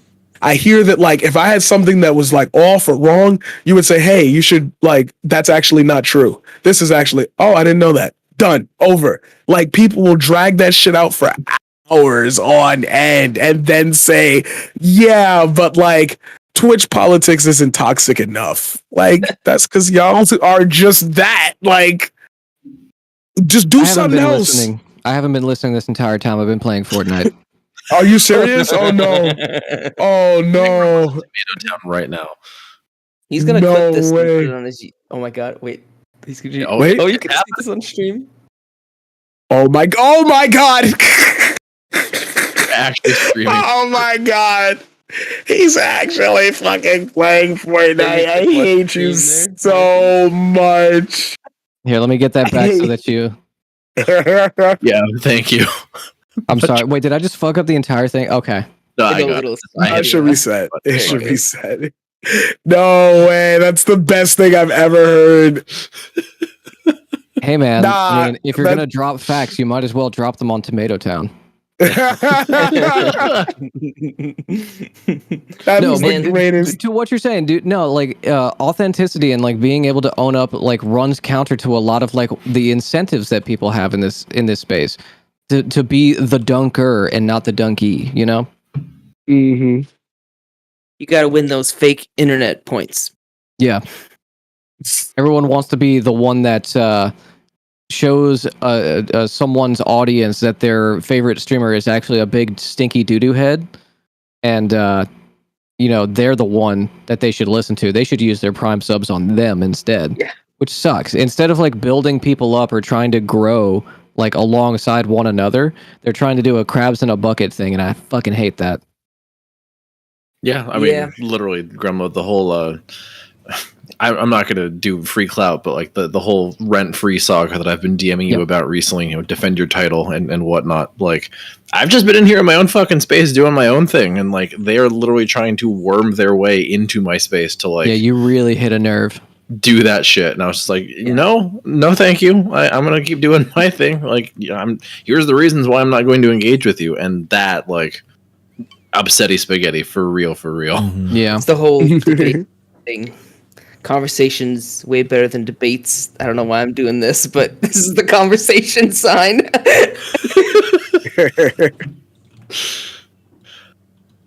Do we have a? Oh, got Professor Q clipped when all of the video cameras turned into Fortnite. Oh my god, I gotta see this. Best the Ministry of Science Fortnite tournament. No, I mean that actually kind of brings up an interesting idea. Like, since we're kind of growing collectively, as like you said, both like a Paradigm and Grandma, like we're kind of forming like an unofficial official network, like. All our ecosystem, like we could like fucking play video games and shit together, like do more of like your game show with Civic Duty. Like there's a lot of different ways that network can like create non-debate content. Mm-hmm. Yeah, the moment that Twitch so for those of you who aren't in the Twitch poll space, a lot of people who are in it, I do not include myself in that. Are scared shitless right now because their favorite lol cows and like content demons are no longer on the platform. They're saying this space is dying. What are we gonna do? And I'm just like, aren't y'all supposed to be like talking about politics? There's like the news exists. It doesn't stop because Destiny's banned. It doesn't stop because Haas isn't here anymore or Hinkle isn't here anymore. Like, you could still do politics. It's just not going to be the shit you want it to be. You got to actually, you know, analyze shit that's happening and try and guide people to the correct opinions. Yeah, no, I mean, absolutely. I don't know. Like, it just feels really weird to like define your presence online by somebody else's presence online. Like that always just felt really like okay, why are you here but not to be a hype person for someone else? Like, you can do your own thing and like be friends with people like that. There's nothing wrong with that. But like, literally, a lot of the channels I see are just like Destiny drama review, stream 3. Like, why are you a lore master? Like, I don't know who wants this, but the system that was set up incentivized that shit. Yeah, there was some panel I stopped by the other day. It might have just been Hippy Dippy, but one person on it said, like, listen, the piggies keep coming to the troughs and eating the slop we give them. I wouldn't get so mad at the people who are feeding the slop. And it's like, well, Those chud. is this like the shit you want to be known for? Like, is this it for you? You want to be a slop peddler? Like, Yeah, that's your exactly. legacy? Exactly. Fuck, that's weird. Yeah, I think a lot of people don't care so long as they're getting paid. Yeah, it was that hippy dippy. You know what? Thing, and it was like, And you know what? I'm gonna just give it to them. I feel like it's always I'm never gonna stop somebody from getting a bag. Like, you do you. It's just when we interact, like, I'm sorry, but and not even to be funny, like, a lot of these people own the space. Like, I'm sorry, but like, you are bigger than me. You do dictate how people think about the space. And like, it makes it really hard when like you get roped into something or somebody takes something you say the wrong way, and it's like, but no, I'm not phrasing it to be argumentative or attackative towards you. It's just I'm just saying that. Like, I'm just saying something. Especially when smaller content creators, like the threshold for getting into the space is engaging with that kind of vitriol. That sucks. Like, that's what we have to do. Like, that's, we have to plunge our hands into the filth and sniff it in order to gain just a crumb of relevancy. I don't like that shit. It kind of makes me happy I'm not in like politics. If you didn't know, the people who are new to me, I don't do politics on Twitch. Yeah. I actually avoid it because I'm worried that like employers will find it and be like, he's gonna form a union at our company or something. But I guess there's more. I mean, I'm in the science world, so I just do science stuff, and I feel like there's a very small market. It's never gonna be big, but whatever. At least I don't have to deal with the toxicity as much. Yeah. I mean, you can grow. You can do awesome content because there are awesome content creators out here that are doing the goods, the Lord's work without doing that stuff. It's much, much harder. Yeah.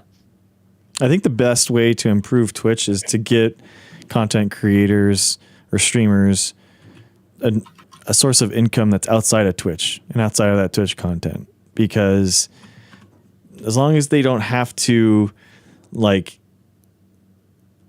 grovel to the audience and all that kind of stuff, and the creator is able to like make the content that they want to make as opposed to what the audience needs to see, then I think that's where you want to be as an artist, right? You want to create something that you're proud of rather than just like being, up here as like a clown just dancing for everyone to see. Hey man, whenever I hit the lottery or like make it big, the Twitch Content Creator Mutual Fund. Hey, we like that. Yeah. Streamer mutual aid. Huh. Yep. Huh. I didn't think about that, actually. Like, if you had people you really wanted to prop up, like, they just take from like a community fund. Like, I don't know if you like pool sub money and donations like into one fund and equally distribute. Like, Yeah, like that's just hey, that's you an need interesting a new camera. Your graphics card pooped out on you. Here's a mutual fund. That you can pull from. It almost sounds like the function that like the Twitch streaming teams would serve. Like, you should join a giant fucking streaming team that has the mutual aid capacity, and there you go. Yeah, I mean, we already kind of do that because we have like friends of the show who are like going through financial situations right now, and every time they're in chat, anytime we think about it, we just do like a command in chat and direct people towards like helping out people in our community. So, and we have it in Discord too. We have a whole channel just for mutual aid and just for like if somebody needs help with something, you're like late on rent and you don't have an extra like $100 and you need it desperately. That's what the community is there for. That's cool, man. I like that. See? Yeah. Opium, Prim, look at that. My mod basically like I'll give Prim the credit where credit's due because at least in other Discords, like she has been literally harping this exact fucking point, like having a giant like streamer hype house collective type of deal, like That's something having like the administrative component running in the background, because that's her like forte is, you know, the personal assistant, task management, Discord stuff. But like having that function with people working behind the scenes and people on camera as the content creators, like that is a viable infrastructure to try and like really regenerate the space where, you know, a vacuum has been created because the fucking internet blood sports is kind of falling off. Yeah, there's a way to do it, but it requires so much infrastructure to get it rolling that, you know, it means someone who's got the financial backing, got the stable income to be able to kind of forward it. Basically, like, you have to have like someone who wants to be an angel investor into some kind of project like that. Mm-hmm. So what you're saying is we need to reach out to George Soros, all of our daddies, True. of course, you know. Albert Bourla, CEO of Pfizer. I've gotten so many people. Your vaccine, please. I need the money. Let's make this happen. You've made $50 off of me. NEB, please. Ooh. I want some DNA literally polymerase. all of biotech, dude. We give them so much fucking money by existing. It's not even funny. Oh god. I feel like this was a good Hopium episode. Good, man. Yeah. I mean, I guess maybe, I don't know. Is there like hopium that Maddie's going to come on? Because like every hopium is every single time she messages into Discord and says that she's going to come on. Because I've been DMing Read and Rap. I'm like, is Maddie still at work? And it's graduated slowly from like, yes, but now she's like putting on makeup, but then something else is happening. And it's like, oh, okay, like, whatever. I hope everything's okay. I just want her to come on because, like, she was excited to be here. Mm-hmm. Ladies and gentlemen, I must take a 10-minute break if that is possible. Yeah, break away, friend. Yeah, I got to probably be going. I got dad stuff to do. So. Oh yeah, that's right. I always forget you got the little ones. Yeah. Yeah. Here, maybe Read and Rap. Are we expecting Maddie at any point anytime soon? I don't know if like this is the point to call it, or if we want to like hang out until Paradigm gets back and then wrap it up at that point. While we're waiting on Read and Rap to respond, I have a COVID question, Marcus. I have COVID answers. Go for it. Okay, my mom has COVID right now. Oh shit! I'm sorry. Yeah, you want to hear the full story? Always. Okay. I guess for the story, brother-in-law, his boss was giving them like a vacation to go out to St. Croix, which is like right outside of Puerto Rico. Yeah, Puerto Rico's a dumpster fire as far as COVID right now is concerned. That's all you had to say. Yeah. So my sister ends up going out to St. Croix to visit him. Of course, doesn't wear a mask. No one in that side of my family is vaccinated except for my grandmother. Fuck. I've tried so hard. Sister comes back. I pick up my sister at like 1 a.m. in New Orleans. I was hanging out in Tofu's chat the entire time I'm at the airport. And 2 days later, I get a text. My sister's got COVID. So does her boyfriend, my brother-in-law. Well, clearly that means my mom's going to get COVID, right? So I tell her, like, if you can, like, you know, it's not going to help you right now, but you got to get, like, vaxxed and boosted as quickly as you can. So mom gets COVID positive on Saturday, right? Brought her one of my at-home tests today while distance, and still positive. Okay, what's her diagnosis for like prescriptions? Like, what's the shit she needs right now? What can I tell her? Okay, here. I mean, there's like a couple of things to unpack even before we get there. Did she get vaccinated? No. Yeah, I mean that's one of them. But here, let me back up the boat. You picked up your sister from the airport who got it in St. Croix and then brought it home to your mom. That's what she did. Yeah. Okay, so here, even before we address your mom, let's address you, because I know you've had it once or twice, and then you're like triple vaxxed on top of it, right? Yeah. I tested myself the day that they texted me, and I'm negative, and I tested myself again 2 days later. Okay, so long as you've got a negative test at the 3-day mark, then I think you're probably in the clear unless you start developing symptoms. Okay, that's good. Like the chain of transmission isn't too large. Okay, so back to your mom. She's not vaccinated. You don't have to give like a specific number in terms of age, but like a ballpark. Where is she at? 50. Okay, I mean not great, not terrible. Not vaccinated, positive. So is this her first or second day of like being COVID positive? She was first positive test result on Saturday. Oh, okay. So this past Saturday. Okay, so she's like 5 days into it then. Mm-hmm. Okay. I mean, has she experienced any like resolution of symptoms from then till now? Whenever she first informed me, she was like, "It's not a big deal, I have a light cough or whatever," she said every 6 hours on the dot she would get chills. But then I texted her yesterday to check in on her, and absolutely no energy, can't handle even 10 minutes of the heat outside before having to rest.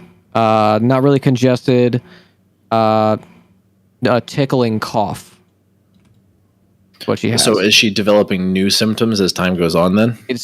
Based on the fatigue thing, I think she's developed that. She's very fatigued. Okay. So really this is kind of a factoid that I've never really had to bust out in recent times because this is more relevant in the pre-vaccine era. But really, the 10-day mark is the watershed moment. At least pre-vaccine, that's when cases either went really fucking south or people got better, because people generally in the pre-vax era would have a improvement of their symptoms very gradually over time, and then if they hit day 10 and shit got acutely worse, which would happen a decent amount, then they'd have to go to the hospital and shit. But then if symptoms got better, or if symptoms got worse and then better, then people were able to beat it and then be done with it. So I would say a couple of things. I can maybe dig up some links from my Discord, but having a pulse oximeter for her might be good. I don't know if a local pharmacy would have that, or if you need to one day ship it over fucking Amazon. She already has one because my grandmother's diabetic, so she has all the equipment. She's in her 80s, so we have all of that equipment at the house. Okay, I would tell her to just keep an eye on her pulse ox, because if it's starting to go below 97, 96, if it's starting to drift down, then that I think would be sign to seek medical attention. That would absolutely be the case. Obviously, if symptoms get worse, if she experiences chest pain, difficulty breathing, even more so than now, also time to seek medical attention for sure. Generally speaking, in terms of the overall outlook, Omicron in the unvaxxed is pretty much on par with the original version of COVID in terms of severity. It's less severe than Delta, but just as severe as the original COVID. So any notion that it's simply just going to be a mild flu or something, that's a qualifier, which, yeah, as inaccurate as it is really only reserved for vaccinated breakthrough cases, which is not what we're dealing with. So Paxlovid still the go-to right now?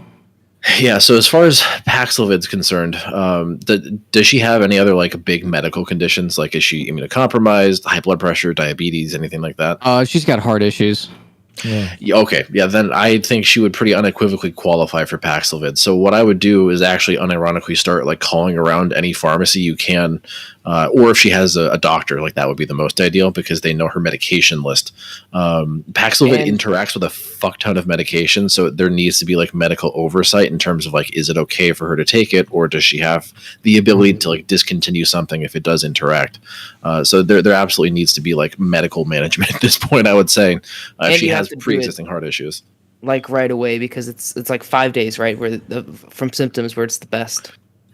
Yeah, so that's true, because we're at the 5-day mark, so exactly. That actually might be worth consulting with a doctor. They might still do it anyways, Natty, just because of how high risk she is given the heart issues. I'm saying right away. You gotta do it right away. Yeah, basically do it ASAP. Now, that's what the clinical trials showed is the sooner you start it, the better it is at preventing hospitalization.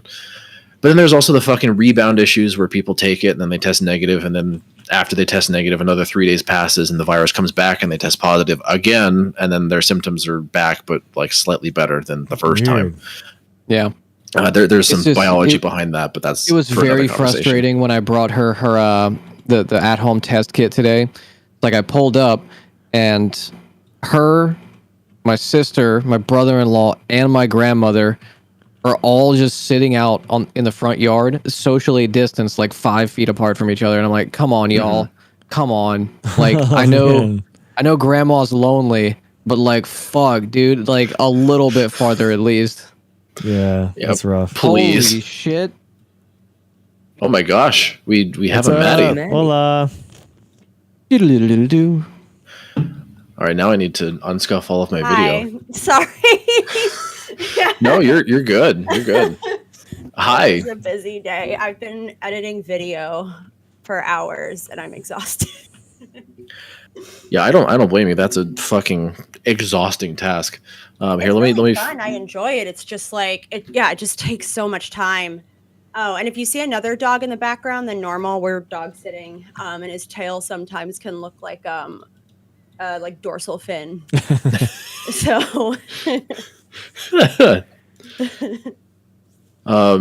Yeah, hang on. Let me finish up. I guess this part of the conversation with Gremlo. No, you're good. You're good. You're good. Of course, when I come on, Paradigm's away from his desk. Of course, he was giving me shit. So I was like, He's telling us. I told you she was gonna start that shit, didn't I? I told you she was gonna start that shit. Yeah. I don't know. What the fuck is happening with my goddamn video? I'll fix it in just a second. Gremlo. So what I would say, I think if you can get her Paxlovid, I would say talk to a doctor first, because they're going to have to make that judgment call, because ultimately you're going to need a prescription. They'll see if just based on her medical risk, because she's definitely higher risk, if it's not too late or if they just want to do it anyways as a precaution. Keep an eye on the pulse ox stuff. Definitely I would tell her to try and like be aware of symptoms, and if things get like acutely worse, if the pulse ox goes below 95 or lower, 90 or below, like that's either urgent care or emergency room territory. Because COVID is very famous for the happy hypoxia, where you don't really know what's going on, but your OSATs are like dropping like a fucking lead balloon. Yeah, so and you go to the emergency room and can't breathe, and that's like, it's crazy.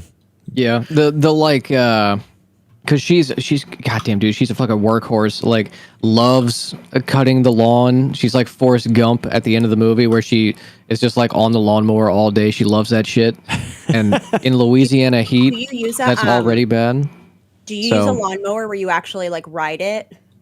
Or yeah, we use riding lawnmowers. Yeah, that's so Beautiful. goddamn cool. We don't Wait, have what? that in It doesn't. It stops suburbia. being cool after the second time. I promise. It's not. wait, It's not as cool as when you're just sitting there pushing it and you're like It Wait, sucks either way. like a Is fucking that- shopping cart. is that Just strange for you? A riding lawnmower? We always had gardeners. That's weird, because we grew up in like like suburban, like cookie cutter neighborhood in like the last 10 years of me living with my parents. And every morning at 6, or every Saturday morning at 6 a.m., like a symphony of machinists. Just I hear it's just, an orchestra of lawnmowers, and I fucking hate it. I hate that shit so much, dude. I hate lawnmowers. I lived a gilded life growing up. Now Okay. though, what sucks about that though is that I have to like relearn all this shit or like learn it as an adult, and I feel like a fucking moron when I'm like learning how to, and they're like, "Oh, you don't know how to weed anything?" I'm like, "No." Like, no, I don't. I always feel bad about it, but I want to learn how to do it right. And I had to learn like how to properly clean and sanitize cutlery, because I just always had like a machine. I always had a dishwasher. So it's like you just don't think about it. I live in a place now where I don't have a dishwasher, don't have garbage disposal. Yeah, I had to learn all that shit. I'm like, oh, poor little rich girl, whatever. But yeah, I felt like a fucking moron, and like had to relearn how to do laundry. Oh, it was a fucking nightmare. That's so crazy. I've never been to a laundromat. I've never not had a lawnmower or a weed eater. I did have to go to laundromats when my first few years in New York. I would go to the laundromat because I didn't have one in my building, and that was also kind of before the like delivery, like laundry services that would like come pick it up. This was kind of like slightly before they became really affordable and there were like apps for it. So I did have to do that, and I would like bring a book with me to the laundromat so that like as my laundry was going, I could just like sit there and read and chill and then whatever. So yeah, but same thing like with lawnmowers. Like I don't think my parents I don't think own a lawnmower. They also got rid of most of their grass because they changed all their stuff to be like drought resistant because California sort of a problem. But I wish we would do that. I wish we would do that in Louisiana. Just like get rid of lawns because one, it's annoying that we have to listen to everybody mow their lawn, and two, it's not like you have to water your lawn. You get rain every day at 3 p.m. So just like do something different. Have some biodiversity in your yard. Yeah, you guys you guys could like get rid of lawns, but for a very different reason. Yeah. Than our reason for getting rid of it. Yours is like we already get enough water, and we're like so we don't like get water anymore. Or at least if you're gonna have something, you can have like native plants and endemic plants. They're called. So they actually. Oh, you said the E word. Oh God. Oh, sorry. Yeah. Biology. No, you're fine. You're fine. Well, that's good just for memeing. local pollinators too, right? Exactly. Like, Yeah, it's good for your local ecosystems. They survive already with the amount of water that your local ecosystem gets, that your biome gets. So it's just good in general. Yeah. Yeah. So I don't know. Yeah. I'll keep an eye on it though, Marcus, just because like I said, the lightheadedness, the being faint thing, like that concerns me. Especially with how like much she works. So I'll let her know.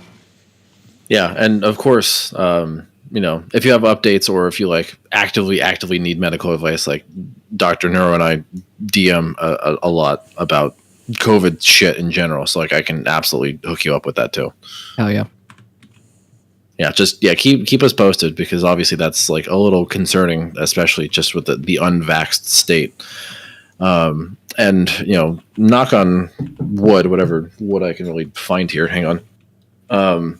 If ideally when she makes it through this, the vaccine is still going to be a necessity because you don't know what other COVID versions are coming down the pipeline after this. It's always a new variant every fucking time, and it's going to be that way until we get more vaccine tech rolled out. So, it's still protection that will actually benefit her. Mm-hmm. It's true. Yeah. I've been hearing a lot of people freak out. So, Maddie, Go ahead. why are you a dumb bitch? Whoa. Jesus Christ. Is this Okay, is the drama? Is this the Hopian? drama? Yeah, I told him already. Yeah. Maddie, he never said anything about this. This is just him. This is just him. He didn't say anything. I'm He's gonna just be doing honest. this. I forgot we were like joking planning this, and Read 'em Rap like messages me and he's like, oh, and Paradigm says he's gonna like call you dumb bitch for that like secret drama, and I was like, is it so secret that I don't know it exists? No. Like, but then I remembered and I'm like, oh fuck, yes, okay. That's right. So I was listening to everything that you guys were saying. I had my Bluetooth in. I apologize. I was feeling very nauseous, and I realized that I didn't eat today. Oh, that's shit. This leads into that thing about like creators and like this. Like I was trying to executive function so much that I just lost track of time, and then it was like, oh shit, I got to stream. And like, wow, like I just, like my dad was like, did you make something when you said you went into the kitchen? And I was like, I think I did. I get that all the time. Or I'll be in like a horrible mood and I'm just like, why am I in such a terrible mood? And then I'll realize like, oh, I've drank no water today. Like I am like severely dehydrated. Yeah, that explains it. So I understand that. And also just anyone who's busy or if like you're doing something you really care about, it's so easy to just like keep going and then totally neglect basic like self-care. Basic self-care. Like the absolute basic, not like, oh, I took time for me. It's like, no, I forgot like to nourish my body. Would anybody like to give Maddie a plot recap? Because I know that while she was doing whatever it was, she could have just been listening in to the broadcast, but she decided to like not. I was editing video, so like I had to be doing that. Oh, you don't got that? You don't got them ADHD ears? I can hear 3 things going on at once. I do have that, but in this case, like the one thing that I'm not great at yet is like sound mixing and sound editing, and so I like. That's one area, and that's what I was doing on these videos where I need to have like full concentration on that because it's just I'm picking it up, but it's fucking complicated. Are they campaign I got commercials? What are they?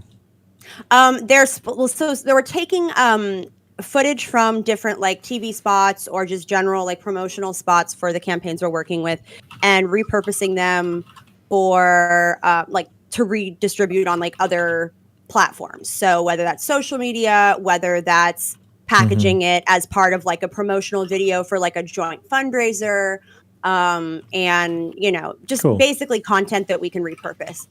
And I had some ideas on like how to package it all nicely together, and just trying to like get that finished. Because also tomorrow's Friday, and like I don't like working on Friday. Yeah. So I just want to like get it done.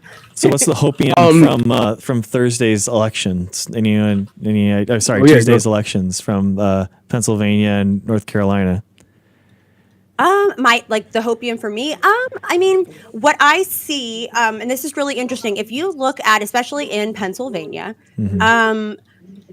just how many, like, if you look side by side, Fetterman's endorsements versus Connor Lamb's endorsement. On Connor Lamb, you're going to see tons of state representatives, House reps, the Democratic Party of Pennsylvania, all these different things. And then on Fetterman's, there's really not a whole lot. There's a few unions. So it was clear that like that sort of moderate Democratic establishment backed Lamb by a huge margin. And yet then in the county by county results, you see Fetterman, was running to Lamb's left, outperform everywhere. Yeah, every county, right? baby. It was insane. I couldn't believe that map. I was like, whoa. And I think that that bodes well. I think what that shows, especially in a state like Pennsylvania, where people, it basically is like just backing up the case that most voters like are sick and tired of this milquetoast, like walk on eggshells, not really proposing any like bold change or making any sort of like bold policy statements. Like they're just kind of done with that. And I think that is encouraging. That being said, I think like what we're seeing across the board or continue to see is just, I mean, the amount of money that's flowing into some campaigns, especially from like these kind of seedy PACs, that is still having a disproportionate effect on voters. Then, do you see what I mean? The dorsal fin? We're dog sitting. So, oh, no, it's gone. Okay, yeah. You'll see it. He's like a one-person dog, so he just follows me all over the house. So wait, is you in the house with a dog? I have 2 dogs in the house. There's my dog, and then we're dog sitting for a friend of ours. And his dog's name is... that's perfect. That's perfect. So what you're telling me is that I'm talking to the trinity of bitches, all united in their hatred. Holy fuck, dude. The Holy Trinity. Yeah. Okay, I can't take credit for that line. That was from Resident Evil, the final chapter. Honestly, I'm so dumb. I would have given you credit. I appreciate it. Yeah. I appreciate it. Because it was so seamless. It was so seamless. Professor Q, if you're listening, we need you to clip jump all of this for fake drama. All of it. We'll send it over to Danabo so he can put it in. Oh, yeah, exactly. I would love that. I still haven't been featured on Top Chips, whatever the fuck. And I like giving Danabo shit for it. I'm like, I thought I was your favorite. Here's what you do. Cut your hair into a mullet, get a little mustache, And change your stream name to Mythic Politics. That's how you get onto Top Oh Show. my God. Well, that man he's just a walking meme. Like, he's just a walking, like, is this an outrageous person? And I'm an outrageous person, but I can't like maintain that level, like that steady. I don't have, there aren't enough hours in the day for me to do that. Like, it's too much. So Mythic Politics, like, good, you do you, guy, but fucking, you could not pay me enough. Build different. I think Greg and I need to go probably now. I don't know about Greg, right? But I should sleep. Okay. Oh, sorry go for to coming academia. late, but it's so nice to see you guys. Yeah. I'm gonna stay on and chill and hang out. Yeah, it's all good. Yeah, who all needs to go? Let's check in on time. Yeah, the kids are going to bed, so I just need to say goodnight and stuff. So, Be a dad. yeah. All right, Grumla, how are you doing on time? Fuck it. I'm here for the long haul. Nice. Let's go. Marquise, Normally how I about would you? be like, I'm sleepy, but fuck it. I got like 45 more minutes. All right, let's 'Cause push it for another I 45. have an entire hour's worth of insults that I need to sling at this week. Oh, Well- now I have to. Okay, I can operate on the fly. Shut the fuck up. Who told you to talk? Who told you to talk? Like who? Why don't Can we you mute- have a sandwich? Why don't you go? But like really though. But like really though. Oh, but like really. Damn, I hate when it's Alright. personal because it's real. But yeah, good. Sorry. No, you're good. You're good. But before we continue our fake beef, Natty and Greg, in that order, please shout out your channels and what you do. I am Natty Science. If you didn't know, wow. That sounded pretentious. I didn't mean to make it sound like that. Anyways, I do science. I try to do lab-based stuff, which is very expensive, but I'm slowly working my way towards it. I am hopefully about to get a job and decide the city that I'm going to live in, and my plan is to open up a community lab for people of all types to learn. So hopefully I can cool, do that man. and stream there. Dude, that's a cool idea. Yeah, I like it. Awesome. Like a biohacker? Yeah. Yeah, kind of like biohacker, except I don't like biohackers. It's really just like a place where anybody who has, I think, two things. Like somebody who wants to learn about that stuff and just try it out can do it. Like, kids up to adults. And the other two is for people who like have ideas and maybe they have some experience with this already and want to kind of like try to do something, make a business maybe or something along those lines. So Call it like Natty Labs.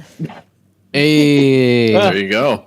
Yeah, that's a great idea, man. I had something similar. Because it's like academia can be very gatekeeping, the ivory tower. Yeah. So kind of like allowing people another avenue for like working on issues that they feel that they want to, like for climate change or something, you could actually like work on a research area within climate change and actually make an impact. I think that's cool, a really cool idea. and still like only rich schools have like thermocyclers and stuff for Yeah. PCR and like basic stuff. Mhm. Exactly. That's right. All right, Greg, go ahead.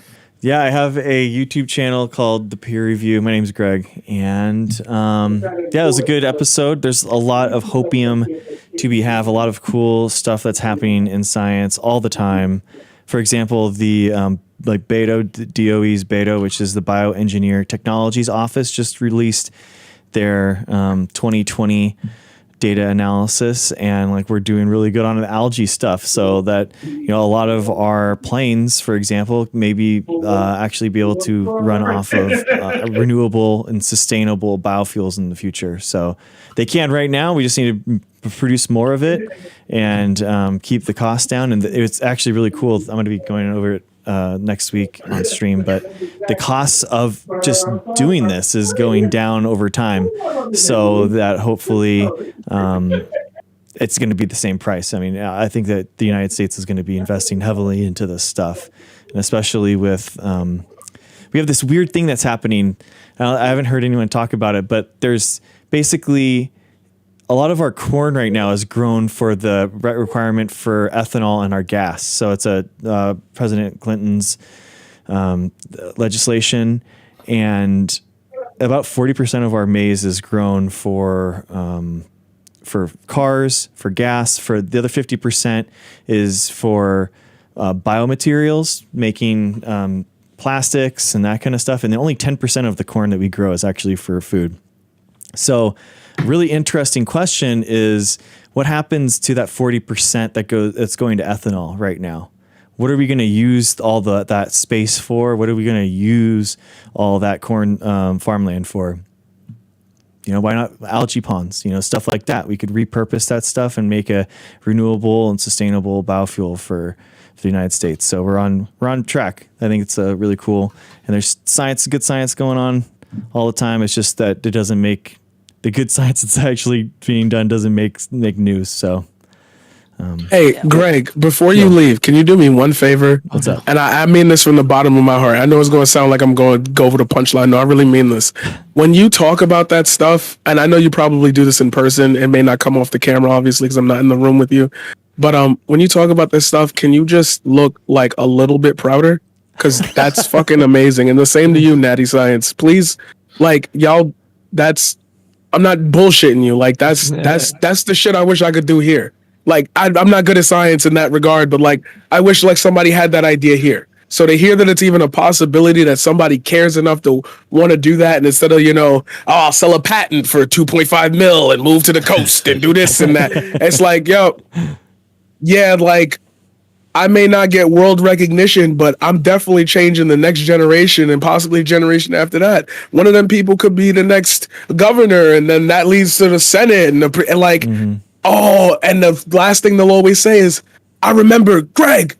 Yeah, Greg was the guy who like did the thing, and like I saw him do it, and I was like, I gotta give people like that money, and I did it, and I figured out like you're doing a really cool thing. So I appreciate y'all, and thank you. Yeah, I think it's important to be optimistic and talk about the things because it does really it motivates the next generation of science, right? Because why would people become scientists if they think that we're all doomed and we're not going to have any, positive outlook, right? Prove the world. So, Greg, that connection you have at DOE, that like after you go over it on stream, do you want to have them on the ministry? Yeah. If they're willing. Yeah. I want to go over like it's 168 pages and super dense. So I'm going to go over that on my stream, and then we can. Yeah. Well, you can just come on. I was thinking. I mean, honestly, with Levelhead and stuff too. Kind of like I was actually thinking about bringing it up then. So sure. That was my like tie-in. But yeah, dude, I'm always down to talk about like bioenergy, and I mean, there's a lot of stuff with algae and plants. Like, there's the waste. So there's biofuels that we're making that I was just talking about. There's materials, so we can make new sustainable materials that are happening, and there's food. You can make a lot of really good nutritious proteins in plant chloroplasts and just plants in general. And I really think that plants are the future. It's going to be a huge future research opportunity for us, and kind of like you can talk to people about this and be like, hey, you can make companies in this, new biotechnology companies, and we can sell this technology to around the world. It's not just, this esoteric thing that's just happening in labs. It's people that are actually doing it. My Triton AI, it's an algae company with some friends that I know. They just got approved as basically GRAS, which is the certified food safe in China. So it's really big. They make a lot of the fermentation stuff, the labor, and the fermenters unfortunately don't happen in the United States. I think that they should. I think it'd be good for American jobs, but so it's actually really big. And China is a huge market. Obviously, a lot of companies want to work over there. So, if we can impact some of those huge places and those big markets, we can have a huge impact on emissions. So it's stuff like that, man, where it's just chips. We don't have to fix it all at once. We have to make progress, and that's the most important part, I think. Yeah, we can sort that out in Discord. Go ahead. Yeah, no, I've heard from people that are like big investors in not only the energy sector but in like foods, in those kinds of commodities, and so they were saying that the next big thing is not necessarily going to be, or what he thinks is not necessarily plant-based proteins, but a plant-based dairy supplement or a dairy substitute. I'm sorry. A plant-based dairy substitute where like you can create like realistic and I feel like in the space now, the plant-based meat substitutes are so good and they taste so similar. And he's like, once we are able to develop something that is a like really, really good dairy substitute, that's going to be like what takes off if we can get, because like I don't know, you have like like lactose free cheese or like vegan cheese. So yeah, it it's doesn't not, taste good. yeah. That's like the one that's what thing. he's saying. He's like once Yeah. they perfect that, he's Exactly. like that's gonna take off. Everyone knows that's kind of like the holy grail right now. There's so much like it actually, it's a really interesting question of like, how do humans taste? You know, like not how do humans taste, but how do we like, as whoa, humans taste other things? Not eating humans. The other way. Yeah, Greg out here making soil and green. The algae is just a cover.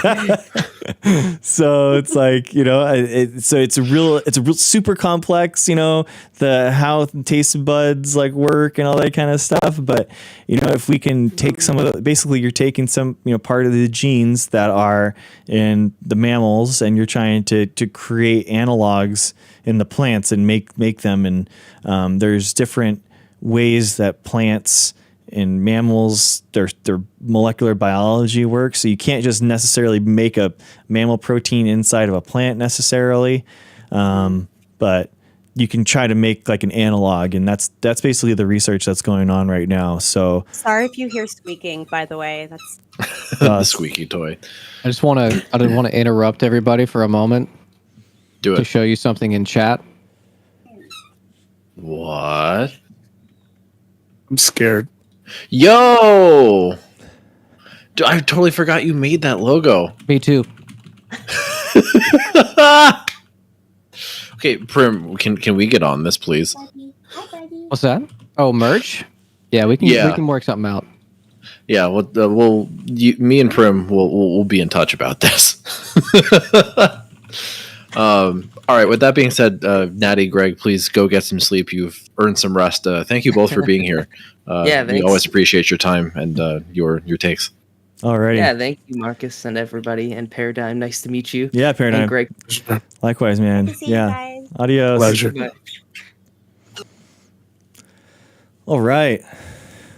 Well, thank you so much, Nick, Titan. Thank you for viewing. Thanks for tuning in. I'm definitely down for that show in regards to the climate change solutions. That would be awesome. That's where my current research is. I'm a PhD candidate in microbiology, and that is my field.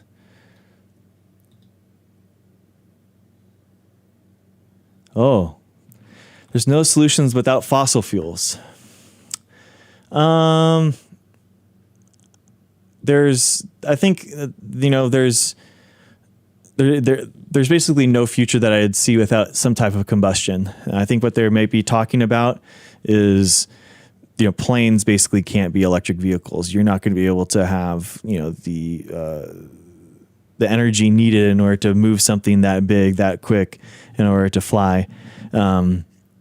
But instead of having that combustion, that energy for that combustion reaction coming from, you know, fuel that's from, you know, biomaterials that's 500, 600, 700 million year old plants, we could make the plants now, and you wouldn't have the pollution. You wouldn't have the problem with the carbon going from the ground into the sky. It would be carbon coming from the sky and be exporting to the sky. I think that's the biggest thing. So, anyway, yeah. Well, when is the climate change solutions show?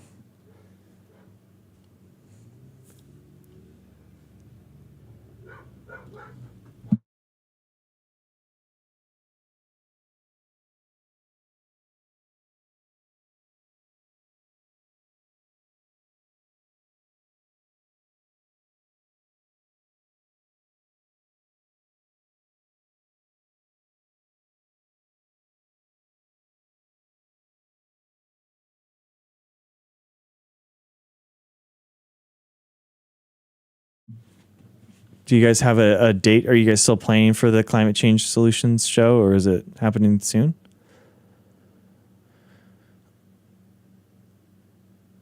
Or we can just talk about it later. Okay. All right. So it's still in the planning stages. Cool. Yeah, man, I'm down. I'm PST, so anytime that's later than like 8 o'clock is usually like good for me. I can come home early if we plan it out in advance, though. Okay, perfect, man. Awesome. Yeah, let's chat. Awesome. Well, thank you so much. I really appreciate you guys tuning in. That was really cool. I appreciate you, and hope to talk to you soon.